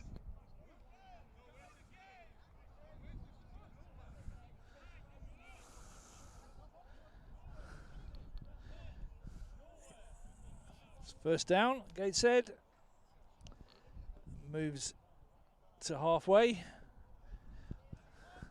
I think they just how important is it for them to score in this half? Absolutely, Coach? you have to come away with a score here. I mean, yes, you've not won the game, but you have to come away and say we've managed to execute something successfully, which gives us something to work on for the next match. Same play again. Dick Carr, same outcome. Dick Carr again on the tackle. But then on the other side of that scenario is the points conceded column for Northumberland, because that's the key stat in any playoff scenarios. I think right now Northumberland seem to have rotated in some second string players. What they're saying is we're willing to give up points to get experience for the playoffs. Right. Because they're looking now at this season thinking if we keep executing, we should get to 1st place. And what you're now doing is you're setting yourself up for success when you start to lose players from fatigue or holidays or injury, you've got those second string guys who can step up and have decent game experience. So I don't think they'll be thinking about points conceded. They'll be thinking about getting those guys experience. Yeah, I think that's a horse collar there. Not intentional. He certainly didn't drag him to the floor, but one of those fingertip tackles where you hold on, and once you've got hold, you don't let go. I think we have an extra flag here. It's probably for unsportsmanlike. Couldn't see who it was from. I have a 52 white or 44 black. Doesn't matter which side that unsportsmanlike's thrown for. You just don't need it as a coach or the rest of your teammates.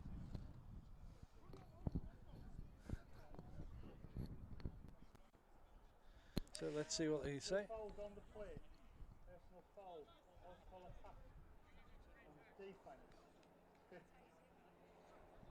First down. After the hit, sportsmanlike conduct. Northumberland, number 44. And it will also be enforced. 44. First down. To a sportsmanlike setup, gives Gateshead a sniff of the end zone, and once again, your teammates and your coach won't be thanking you for that. I mean, you've already given away 15 yards and then probably a half distance to the goal line. It gives Gateshead a real chance for their first points. Just out of interest, Mick, for your lineup here on the defense, how many of them would you say you've now got second stringers in for Vikings? Gateshead clearly a bit more up for it now. They've got good field position. Only a couple, really. Number 40 doesn't normally start. Jonathan Alton, the one who just did the tackle there, got the flag. Number 34 in the white helmet, he's a lad who's he's at Durham University, but he's not been here for the whole season, so he wouldn't normally be on the starting roster. So pretty much it's the starting defence, bar a couple of changes. Very poor snap there. And Vikings recover. I mean, that was an excellent chance for the Gateshead offence to try and get some points on the board there, and it just shows you how quickly this game can turn. That was second half's clearly been going a bit differently from the first, and Gateshead would like to punch that in to salvage a bit of pride. That was Jerome Klein with the recovery there. Good pursuit by two Vikings defensive players there. He's having a decent game, Jerome, I think. He's been in on a number of tackles. Looks like we've got somebody hurt.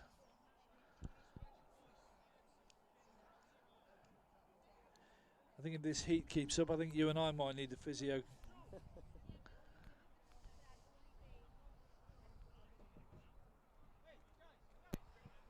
I mean, that was a real chance for Gateshead there. They'll be kicking themselves for that little mistake. I think Vikings quite far ahead in the turnover battle today. I think that's 3 turnovers from the Gateshead offence. Yeah, yeah.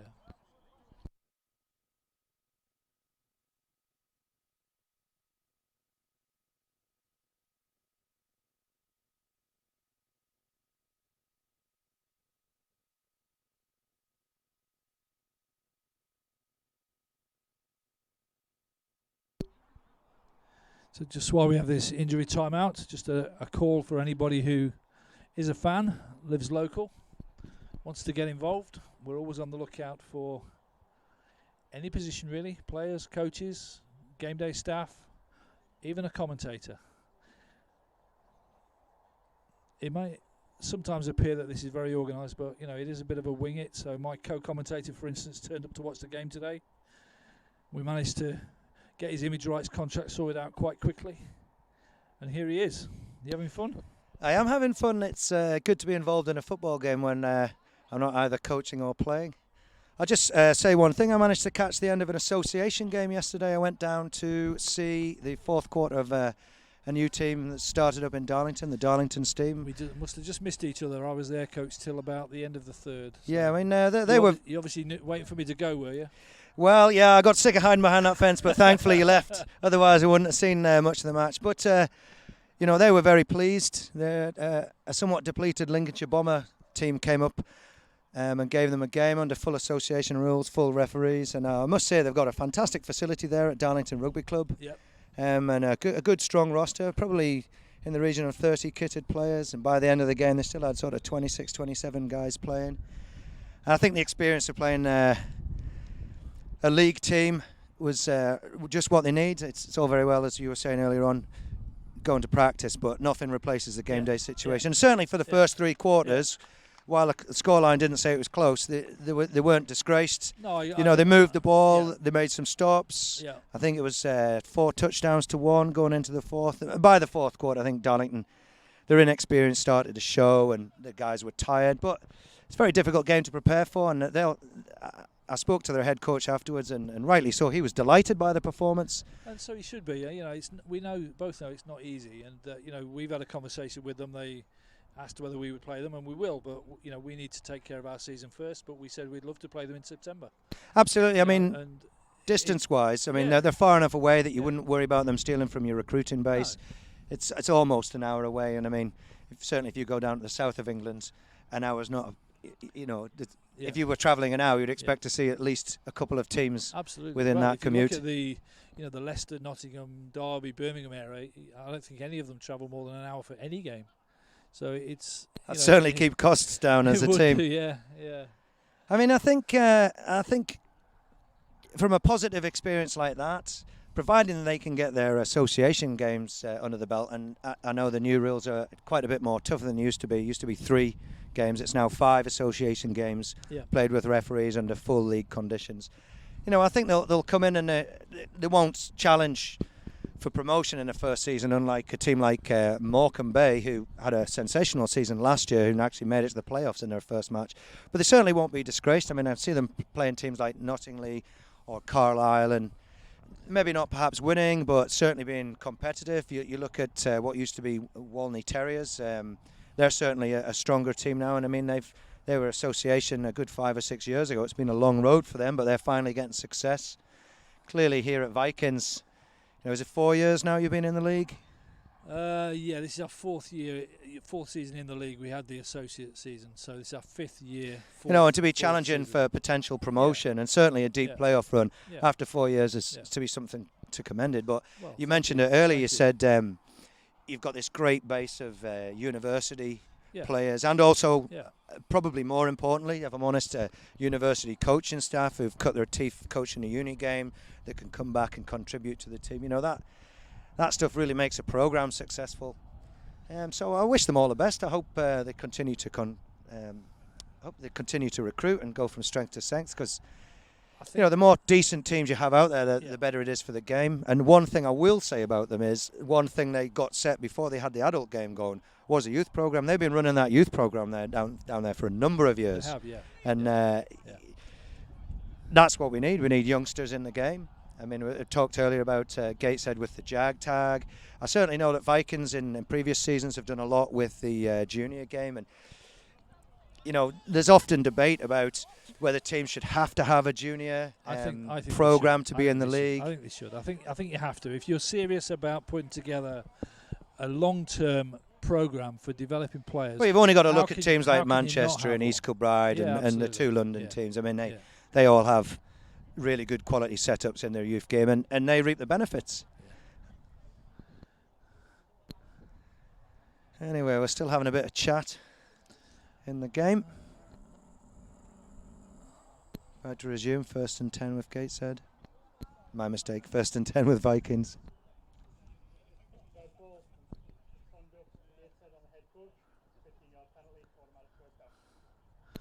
Okay, well, you heard that call from referee Dan.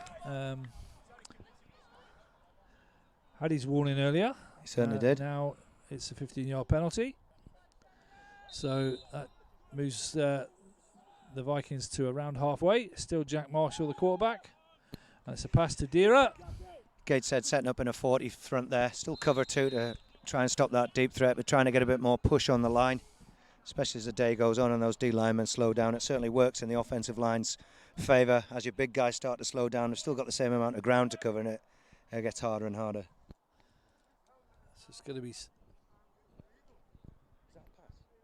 That was a pass, yes. It's 2nd and 2. Short passing game again, eating up their yards.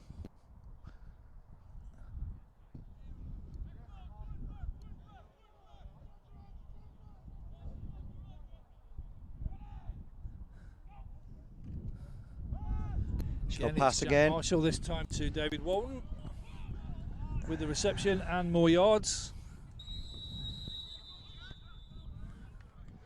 So again, rookie quarterback, not a rookie receiver, but a new receiver. He did play the associate season. I think he was done a disservice there by his other receiver, who could have got more of a block downfield. But he beat the first tackle, which was good to see. And that's the danger. You establish that short passing game, very short pass, but he got sort of 15 yards off that after the catch. The Gateshead defence have to do better in those open field tackles.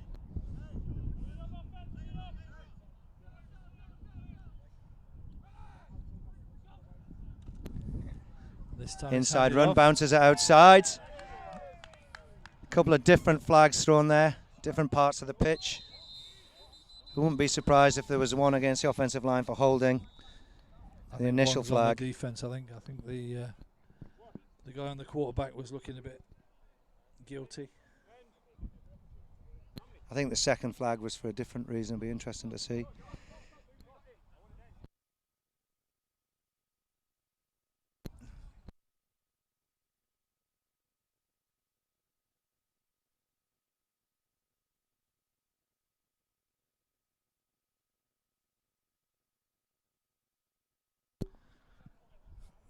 Both teams bringing on water as we have this injury timeout.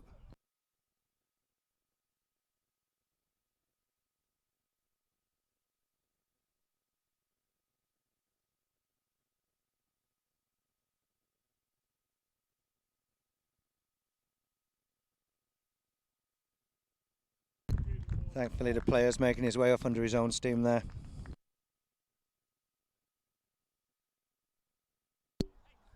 It was initially an inside run there. The running back didn't find a hole and had the patience to go outside. But what that does is as he bounces outside, it puts your offensive lineman in a bind because he's been trying to protect the inside gap. Suddenly your running back changes direction without him knowing. The defender moves across to, in that case, his left. He's got a much better beat, and what he tried to do to make the play was hang on just a little bit too much. Okay, so the net result of that is it's still first down, Vikings, but this time it's 20 yards required. Early flag, probably offside on one of the teams. It's good hard running that though. I mean, he made a number of contacts there and kept his feet moving, low centre of gravity. I think it's coming back. That flag was thrown on the snap, so it's probably either offside or some sort of encroachment. False start offense.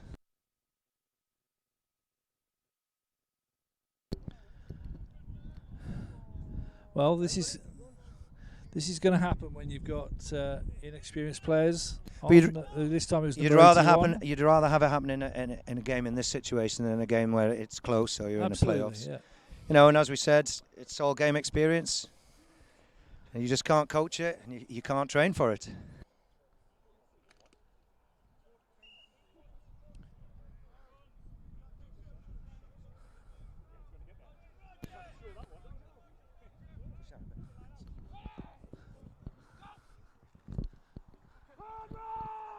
Outside zone run there.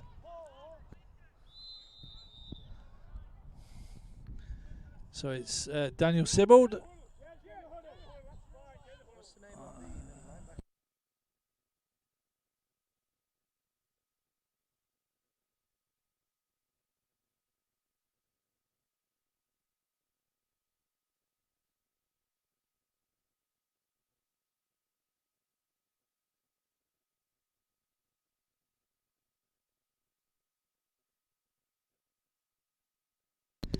It was unfortunate to see the former defensive captain for Vikings, Tom Andrews, in the half-time refreshment area, sporting a rather nasty injury to his knee. The Vikings will certainly miss a player of his calibre. Yeah, he's been defensive captain here for a number of years. Yeah, he's a big player for us, and you know, Tom being Tom, he still hasn't missed a game, even though he's on crutches. And I think he's been with you from the start, though, hasn't he? I mean, that's a player that's come right through. He was one of the original 25. Yeah, he was. Yeah. And I certainly hope that somebody like himself will just slip effortlessly into the coaching role, some sort of position of start with. That's what he's doing now. I mean, you know, he spent the first week as punishment. He was my co-commentator, but then we let him off for good behaviour, and he's now taken up a coaching position. Yeah, so that's good to see. I mean, that shows that the team's succeeding. If you can keep players when they're injured, move them over to the coaching side of the ball, it's certainly a good thing. Starting cornerback number 20 for Gateshead, taken off for the field with a lower body injury.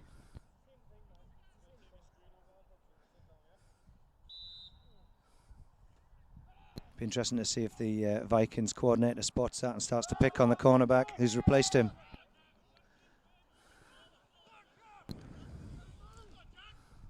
That's good hard running from number 14 there again. But one thing the table show there, it is once again that the new receiver number 81 in at the wide position could have done more to get some downfield blocking. He didn't block, did he? Yeah. Well, no, but that's why we've been talked about getting these players game time. You can then show them over the tape. This is what it will do. You know, that extra 5-6 yards of play puts you down closer to the red zone. You get your first points with your second string quarterback in. It gives them confidence, you know, and as we say, you just can't buy that. But that's certainly something that the coaches will go through with him after the game and say, here's a couple of times now that you could have helped your team more. Not in a bad way. I mean, that's why you're getting them experience. It's a fine line between critique and criticism, isn't it? But well, the good players always want to know how to get better. It's as simple as that. Yeah. You know, and that's why this tape is so valuable. When I talked at halftime about, probably, in my opinion, the biggest thing that's developed the game is the use of film, programs like Huddle. Yeah. You know, certainly when I was playing, I took a lengthy break to pursue a career and came back to playing, and the big difference was tape, and I absolutely loved it. You know, because you could sit down in your own time and look and see how you can get better. You know, and that takes zero talent. Yeah. You know, and that's what you want to do if you're going to improve every player. You know, you can make your team. Well, if we see what's happening here today, you can make your team better across the board, and that's what wins games. So it's 3rd and 2. 2 down territory here. 4 down territory. I mean, they're going for it in 4th down if they don't get it here. Pressure up the middle. Hand it off to Johnny Umbi. I think that's the first down. I mean, having played with Johnny a couple of seasons ago, he's not the tallest guy, but he is very strong. He's got that very low centre of gravity. But the thing with Johnny is, if he can get a snip of open field, it's not his top line speed, which is decent. It's his acceleration from changing direction. He can get to top speed in a relatively short space of time, and that's what makes him a threat. I've seen him bust a lot of long plays based on the fact he can accelerate. Okay, so 1st and goal. Another 4 bites of the cherry. Hand off to Johnny again. Reaches out towards the goal line. Just short, I think. Has that experience though. Didn't panic. He's got himself slightly closer at the goal line. I mean, those little inches make all the difference.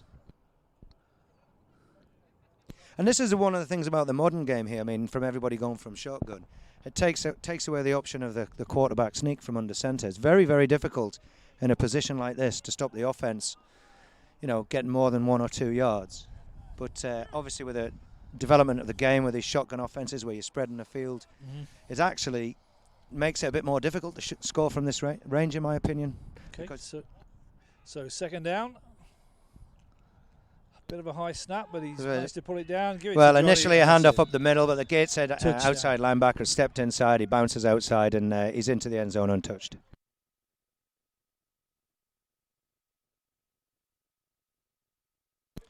That'll help settle the second string quarterback down as well. He's had a successful drive. He's had a few complete passes. He's had some good yards over the ground, and that inside zone running game, even though they bounced out a couple of times, starting to wear this defence down now. The most important statistic there is he didn't panic and didn't make any obvious mistakes, did he? No, and that's what you want from a backup quarterback. You want to know you can come on and not make mistakes. You know, when you've got a decent defence here and your special teams are performing well, sometimes that's enough to win a game.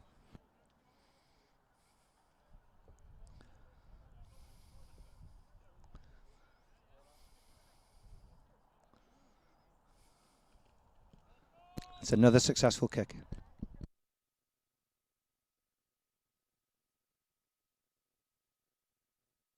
I mean, it's good to see the Gateshead players still got their heads up. Obviously a difficult day for them, but a much better performance in the second half. And our offense will still want to keep the ball moving, keep the clock ticking over, and they'll still be desperate for that first score.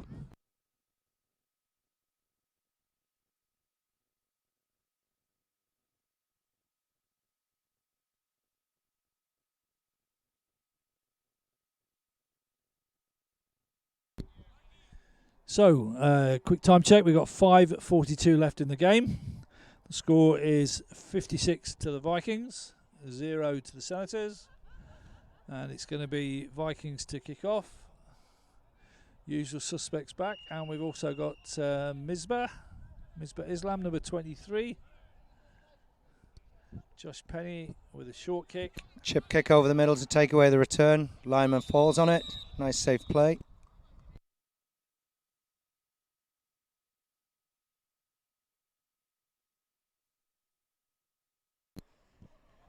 It's interesting to see Vikings have managed to replace a player of Nick Whitehead's calibre, who was starting quarterback here a number of years. Dual threat, very fast on the rollout. Yep.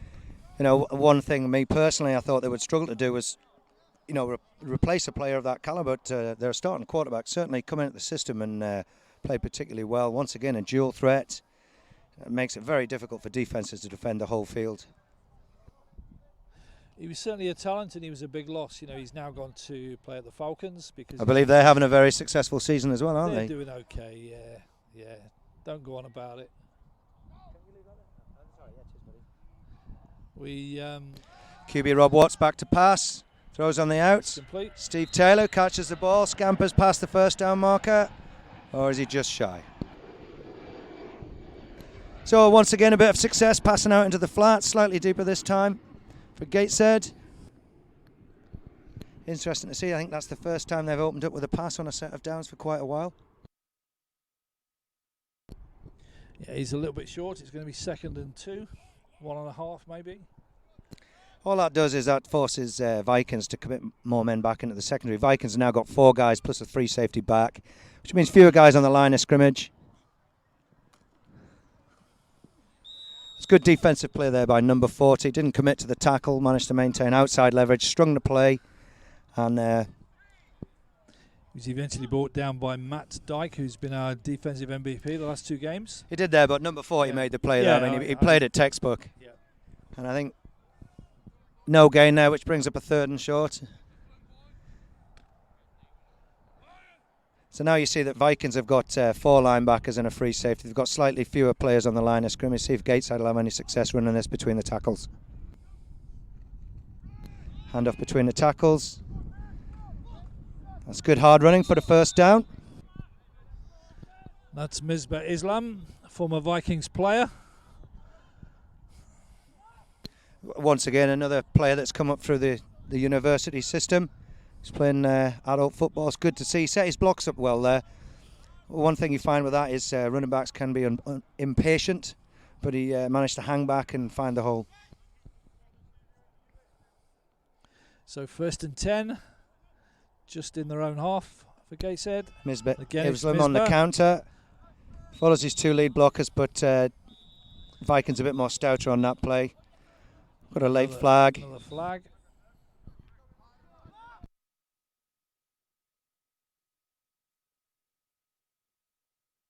Probably a hold from the position it was thrown. Oh, block in the back.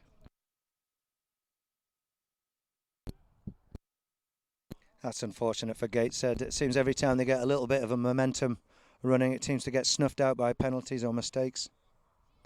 And that'll take a promising drive there and move it right back.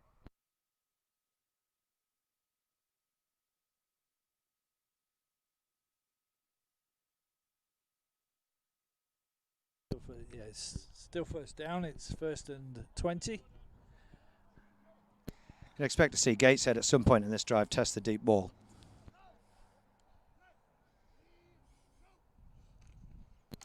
Yeah, fake pitch right. Out to the flats again. He's unmarked. I think we might have a late hit there on the quarterback. That's good play calling.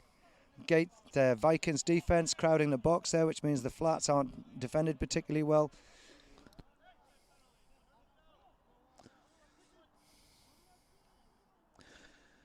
So Gateshead getting the penalty yardage back with the late hit on the quarterback. It's going to be, I think it's an automatic first down, that one. I think it is.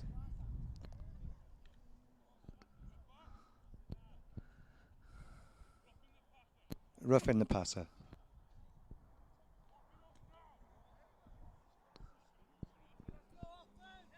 Well, here we go. Gateshead have got another bite of the cherry. Let's see if they can punch the ball in for a score, salvage some second half pride.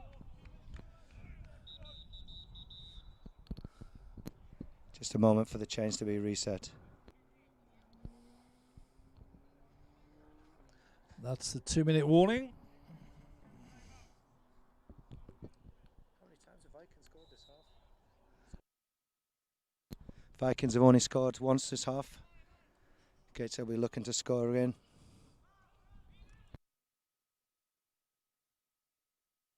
It's good hard running by the QB. Rob Watts up the middle, picks up about 1 or 2.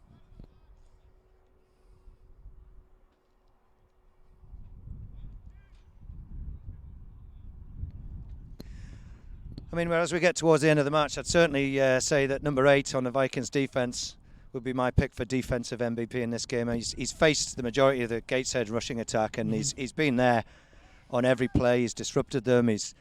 Even when they've got yards, he's brought the running back down. He's had one strip which didn't count, but you know the intention was there. He's had an absolutely brilliant game today. He's Mr. Reliable, coach. He's Gateshead thrown that double seam. Consistently played well. I mean, that was a good play call there with a double seam. You did have the guy's man covered deep, but the QB should have looked to hit his outside shoulder, because you're always going to get the help from the inside, so you're looking to move the ball away. If you think back to the first half when Dira caught that long fade, one of the reasons it was successful is the QB put it outside the defender and outside the receiver so he could turn and shield the ball with his shoulders. But, you know, that's something that the coaches will pick up after the game on game film and look to improve next game.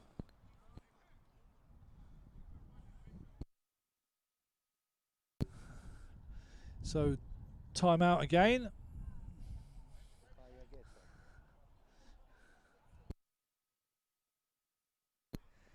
Gateshead's timeout, so they're still fancying themselves to score here. It's 2nd and 8.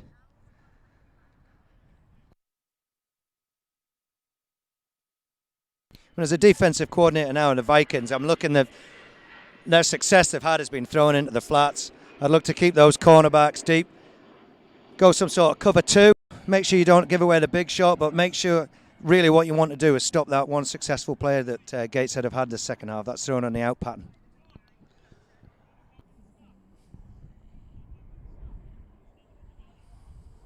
Would certainly be a shame at this late stage of the game to concede some points for the defence, wouldn't it? Yes, I know, but Gateshead have to be careful as well, because, I mean, if the defensive coordinator calls it right and the cornerback jumps the pattern because he's expecting it and he does pick it, you know, that's where you get pick sixes from.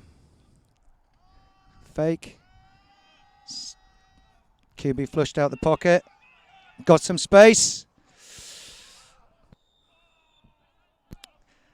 And that was good intentions from the QB. He's flushed out the pocket there. He did have space to run, but he kept his eyes downfield and tried to make the pass.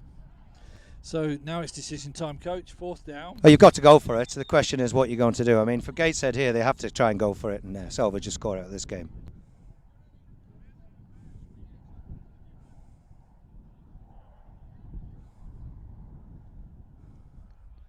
So I think it's another timeout for the Gateshead.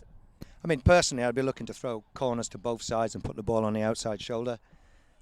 Make the cornerback contest it. See if you've got a decent receiver who can get his hands on it.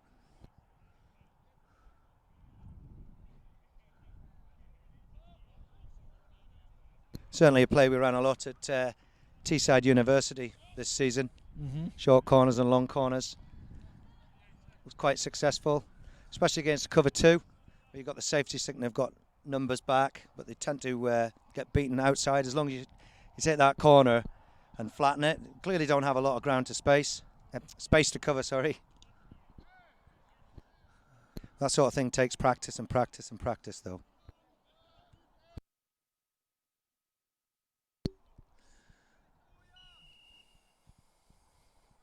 Expect some sort of counter or pass play. There we go. Number 2 on the corner pattern. I mean, that was a great play call there with a fake pitch. Had number 2, isolated man coverage, ran a corner pattern. He was in space. Quarterback just failed to reach him. That was good intentions, but unfortunately for Gateshead, the execution wasn't quite there. Great call by the coaching staff. So it's going to be Vikings take the ball again. We must have very, very little time left. We'll see what the Vikings do here. I mean, me personally, I would keep my plays running, give those second-string players as much game time. Gateshead won't see that as a slight. They want to keep playing hard, and that's what derby games are all about. You play the whole game, regardless of the score.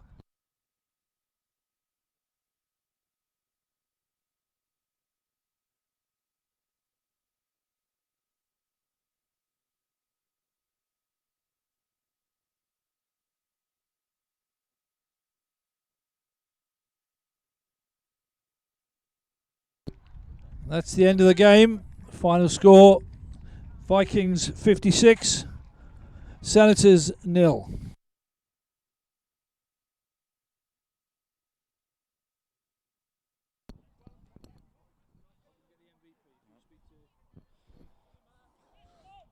Dave, you ready?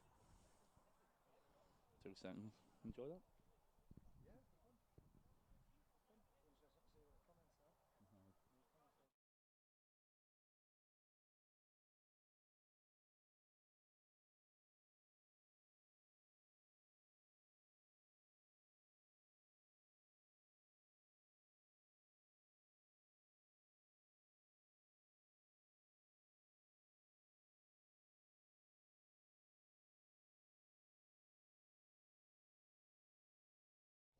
So, Craig, welcome back to the desk. Enjoy that? Absolutely. Great weather, 2 teams playing hard. I mean, clearly the result went one way. Yeah. But it's good to see Vikings get something out of the second half. And a little bit of hope for Gateshead towards the end. They were moving the ball a bit more. But I think clearly the better team won today. It was a very close game earlier on in the season, I believe won by a point. Yeah. But the margin of difference was much, much bigger today. And I think the score reflected the way both teams played. It was a different class there, to be honest. I mean, to be honest, coming into the fourth quarter, maybe it's in the third quarter, to be honest, the Vikings decided to probably play their second or third. Absolutely, and you've got to, because as we said, the season's very long. You've got to get those rookies and those second stringers as much experience, build for the future. It's good to see. I mean, one of the worst things a player can have is if they're stood on the sideline, not playing in the games all but over, thinking, coach, why aren't I playing? Yeah. So one nice thing to see is, a lot of these guys know each other off the pitch, and after the game's over, it's all smiles.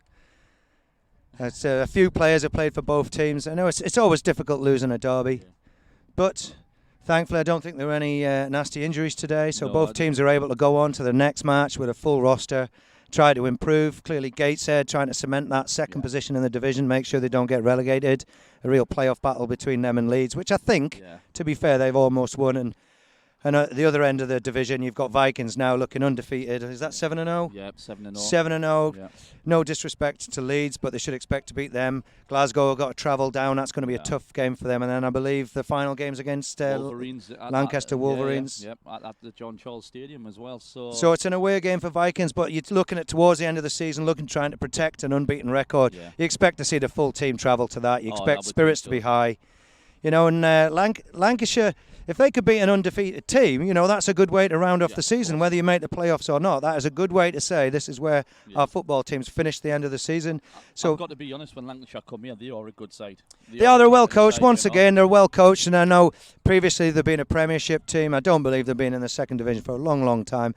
They'll be vying to finish the season strongly. Are they currently in with a playoff shot? They are at the moment, but I think it's a toss-up between them and the Rams, Yorkshire Rams. Another quality team with playoff experience, So you got the Rams and Lancaster fighting for that second spot, basically. And a good test if you're fighting for the second spot is to play the top dogs and see how you stack up. If you could run the game close or even get a victory, that gives you that momentum going into the playoffs. You can say to your players, look, we may not have qualified top of the division, but we're coming strong where it matters. And to be honest, though, I mean, if you looked at the teams at the start of the season, people wouldn't give the Vikings a hope in hell of being in the top two. It was always going to be between the Wolverines and the Rams. Yeah, I mean, they've got the history. They do have the history. They've both got Premiership experience. They've both got settled coaching staff. They've got, from what I've seen, they've both got decent squad size. Yeah. So the issue we had with the Wolverines, I mean, they were a great side. Coaching staff looked superb, but they had a few disciplinary issues and to be honest, it spoiled them as a team on the day, to be honest. You know, it's not nice to see coaches behaving in that way. They're the ones that should be setting the example. Absolutely. I mean, there's no place for that. And ultimately, whatever your opinions are, if it hurts your team, there's no place for it. Yeah. It's as simple as that. You know, especially if you're a coach and you're not on the field. There's only limited things you can do to win the game on the day. Most of your work is finished and complete before the players suit up. You know, you're preparing them through training, going through Scout D, Scout O, going through film sessions. And if you're hurting your team in game day, I mean, that's inexcusable. I mean, we've seen it here today. I mean, there was a few disciplinary issues with the coach and stuff here. To be honest, I was a bit disappointed here. Some of the comments coming from coaches, the way they were speaking to the players, and you're thinking, you know, I'm not saying you're a struggling side, but you should be getting your team G'd up, not depressing them by shouting and swearing at them. Yeah, I mean, what you've got to think, a derby day, I've said it, tempers run high, and it's not easy. It's not. You'll ask both coaching squads for both teams, and they'll both say it's just a straightforward, it's another game, we're going to execute the game plan. But it is a derby game, you know, it's bragging rights of the city. You're trying to do your very best. Some coaches try and game the officials and try and get the best they can for their team. Some sail very close to the wind, others overstep the mark, you know, and thankfully I wasn't really listening to that. I was too busy trying to think of things to say in my commentary position. But, you know, once again, if it's hurting your team, you know, you've just got to stop it. Well, I think we're going to bring in our MVP now. Is he listening? Frank? Come on. Wide receiver, number 89, Frank Breyer, is today's MVP. I'll grab this one. Yep. Oh, welcome. Thank you. Did you enjoy that? Oh, absolutely. Yeah. You got to enjoy every single win. So it was not a close-knit affair, was it? No, I mean, but I mean, even if it wasn't close, it was just an enjoyable game. Everyone got all the guys that put in work and training got a chance to get out on the field. You've got to be very happy. I mean, you established the short passing game early on. The inside zone was working well. You sort of got Gateshead up, and then you started to hit them deep. You've clearly got some talent going deep, but I think the thing that showed was the fact that you could exploit that short passing game. Yeah, absolutely. I mean, you have great running backs, and then great run pass threat in Eric Poindexter. So, I mean, being able to run the ball. Is your mic on, sorry? Oh, no, it's off. I'll ask you that again. I mean, you must be very happy you managed to establish the short passing game and the run game. And I think as much as anything, that's testament to that offensive line, because your quarterback had time to make decisions. Don't get me wrong, he's a great dual threat. When he was under pressure, he managed to make something happen in open play. But that offensive line really set the tone against that 30 front early in that first quarter. Oh, yeah, absolutely. I mean, you have very experienced guys and know exactly what they're doing. I mean, they're telling the guys that not been playing American football as much as them, and they're kind of pointing out, we have a soft spot in the run game right here, and just kind of directing the guys where to go and just being really great leaders out in front. Yeah, I mean, Gateshead normally run a 44 cover 3. They came out in a cover 2, man on the outside, 3-man front, which meant their linebackers were going to have to work very, very hard to stop that run. And I think from the get-go, you managed to just start grinding up the middle. That wears those backers down. It's very difficult for them to get out in the pass coverage against that short passing game. I mean, I think from an offensive standpoint, you've got to be very happy with that in the first half where you had your first stringers on. Oh, yeah, absolutely. I mean, like you said, they're so good at, the Gateshead did a great job of flowing down, and I mean, there was points where maybe they stopped the run game, and then you saw it again later in the second half. I mean, later in the second quarter, the run game was so great, also in the first quarter, but like you said, the linebackers are flowing down. They would be able to throw it over the top. So I mean, half-time you had a big lead. Clearly the coaches had a word with the backup quarterback and saying, you've got a full half of football here. Did you have a word with him before he went on, try to steady the nerves, or did you let him prepare himself on his own? Yeah. He just prepared himself. Just mentally, I'd let people kind of like sit into their own. But you can kind of tell, like right when he jumped in, he's a little nervous. He was. I mean, there's some first jitters, a couple bobbled handoffs. Everyone has it. I mean, and then it comes out. You know, everyone's like, oh yeah, you're gonna do great. I mean, just be confident. Well, most importantly, you got a score. He had a good carry down towards the corner here, made some good yards. He wasn't afraid of the contact. Oh, absolutely. I mean, he's deep balls needs developing, but he managed to hit some short passes, which for you guys, yards after the catch today was key. I mean, you were throwing the ball short, but time and time again, you were making 4, 5, 8 yards after the catch. Brings the free safeties down, and then we saw what can happen deep. Absolutely. Yeah, I mean, it's just a very deep roster that the Vikings have. So, I mean, whoever we really throw out there, we know that they're going to produce and do a great job. Yeah, I mean, we've talked a lot about your offense, and I think you distributed the ball really well today. But you've got to come back to that defense. And I mean, me personally, he might be one of the unsung heroes, but that outside linebacker, Dick Carr, number 8, who was at the head of Gateshead's power running game today. I mean, he shut that down. He made tackle after tackle. He strung the ball out. He had maintained leverage. I mean, it must be nice when you had that fumbled punt, giving the ball away, having faith in your defense to come up with a stop. Yeah. No, absolutely. I mean, you see. I'm conscious I'm talking a bit too much here. Sorry. It's all right. I'm just feeling like a spare part standing here. That's all. Yeah, absolutely. I mean, Dick's just, a scary guy. I wouldn't want to start running at him. But I mean, absolutely a great player. Knows what's going on. He's coaching the guys around him. And then obviously, yeah, I mean, that's 2 shutouts in a row that the defense has had. And I mean, you can't thank them enough.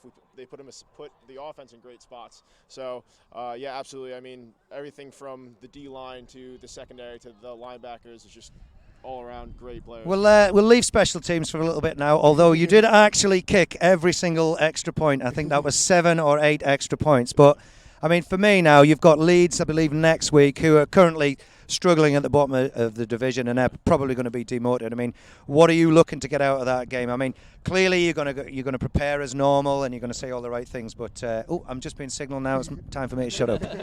Oh, well, Craig, thank you very much. Yep. Craig, yes. And Frank, yep. Well done. Thank you, guys. MVP today. Thank you. Thank you very much. Thank you very much, Craig, for your time this afternoon. It's nice to talk, and it's not very often I kind of get a word in edgeways, but welcome, Kev. Hello. How are you doing? Nice to be back, yeah. 7-0. Here we are again, yeah. 7-0, baby. It's getting a bit monotonous this now, isn't it? Well, to be fair, the guys played really well. They did, mate. 3rd defensive shutout in a row. Yeah. Offense to lighten it up, special teams. Perfect. 8 kicks from 8, can't complain. It's getting easy this now, isn't it? Well, it's not getting easy. I just said to the guys in the huddle, we now need to be casting our eyes on locking up this division and preparing for the better teams in Definitely, the playoffs. Yeah, and, as good as we've been, there's still things we can correct to go from being good to great. I challenge the guys every week. How great do you want to be?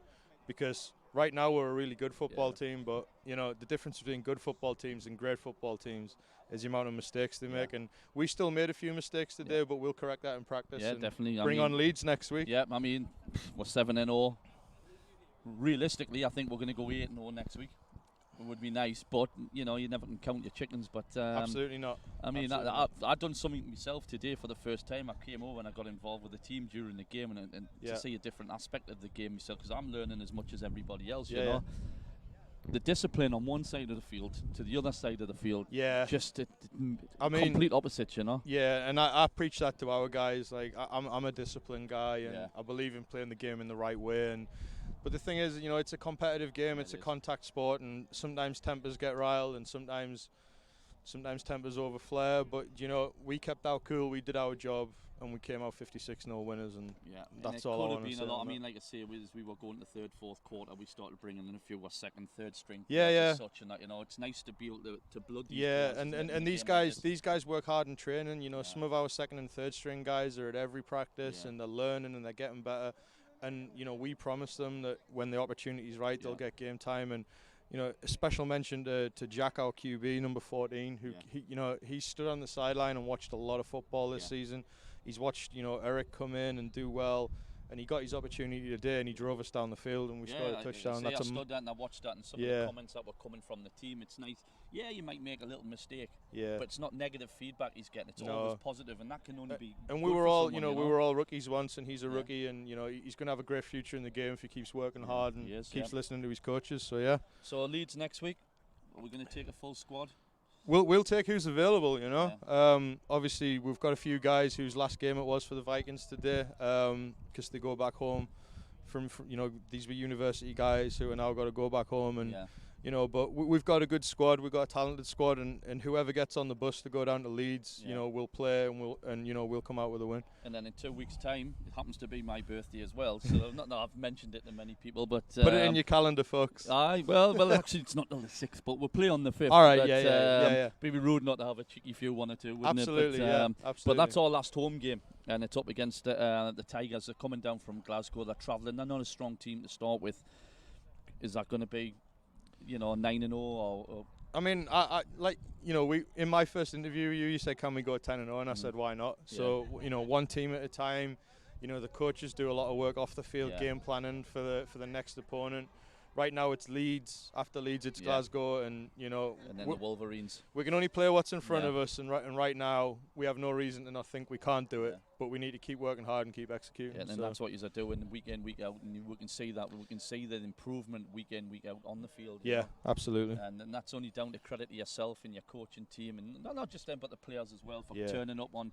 You know, I mean, the weather's been great this year, which we've been very, very lucky through the season. But it's been a little too hot for those guys in the pads, I think. Well, but I mean, at one point it was 27 degrees today, so fair play to them. Yeah, you know.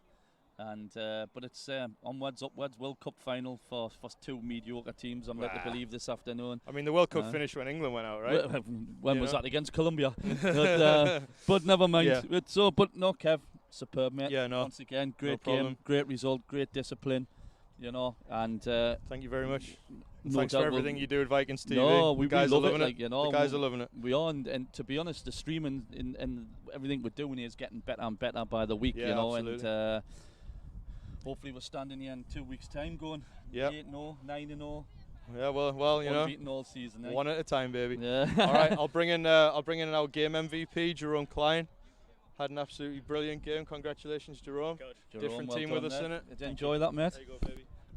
Take that one. Did you enjoy that? Yeah, I didn't realize that I was game MVP. I thought I just did my job out there, and well, must have been good.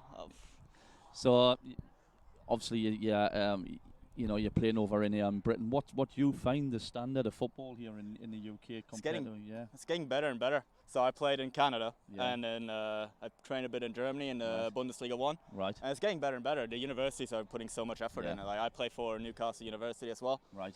Putting so much effort in that the team is just getting better and better with each year forward. And as the season goes so far, I mean, to be 7-0. It's unbelievable, isn't it? It's great. We didn't think that we were going to get that far. After the first 2 games with against Gateshead and Lancashire, I mean, it was Lancashire. Yeah, I mean, as a club, when we were just thinking, well, if we can get 5 wins, we've got to be within a shout.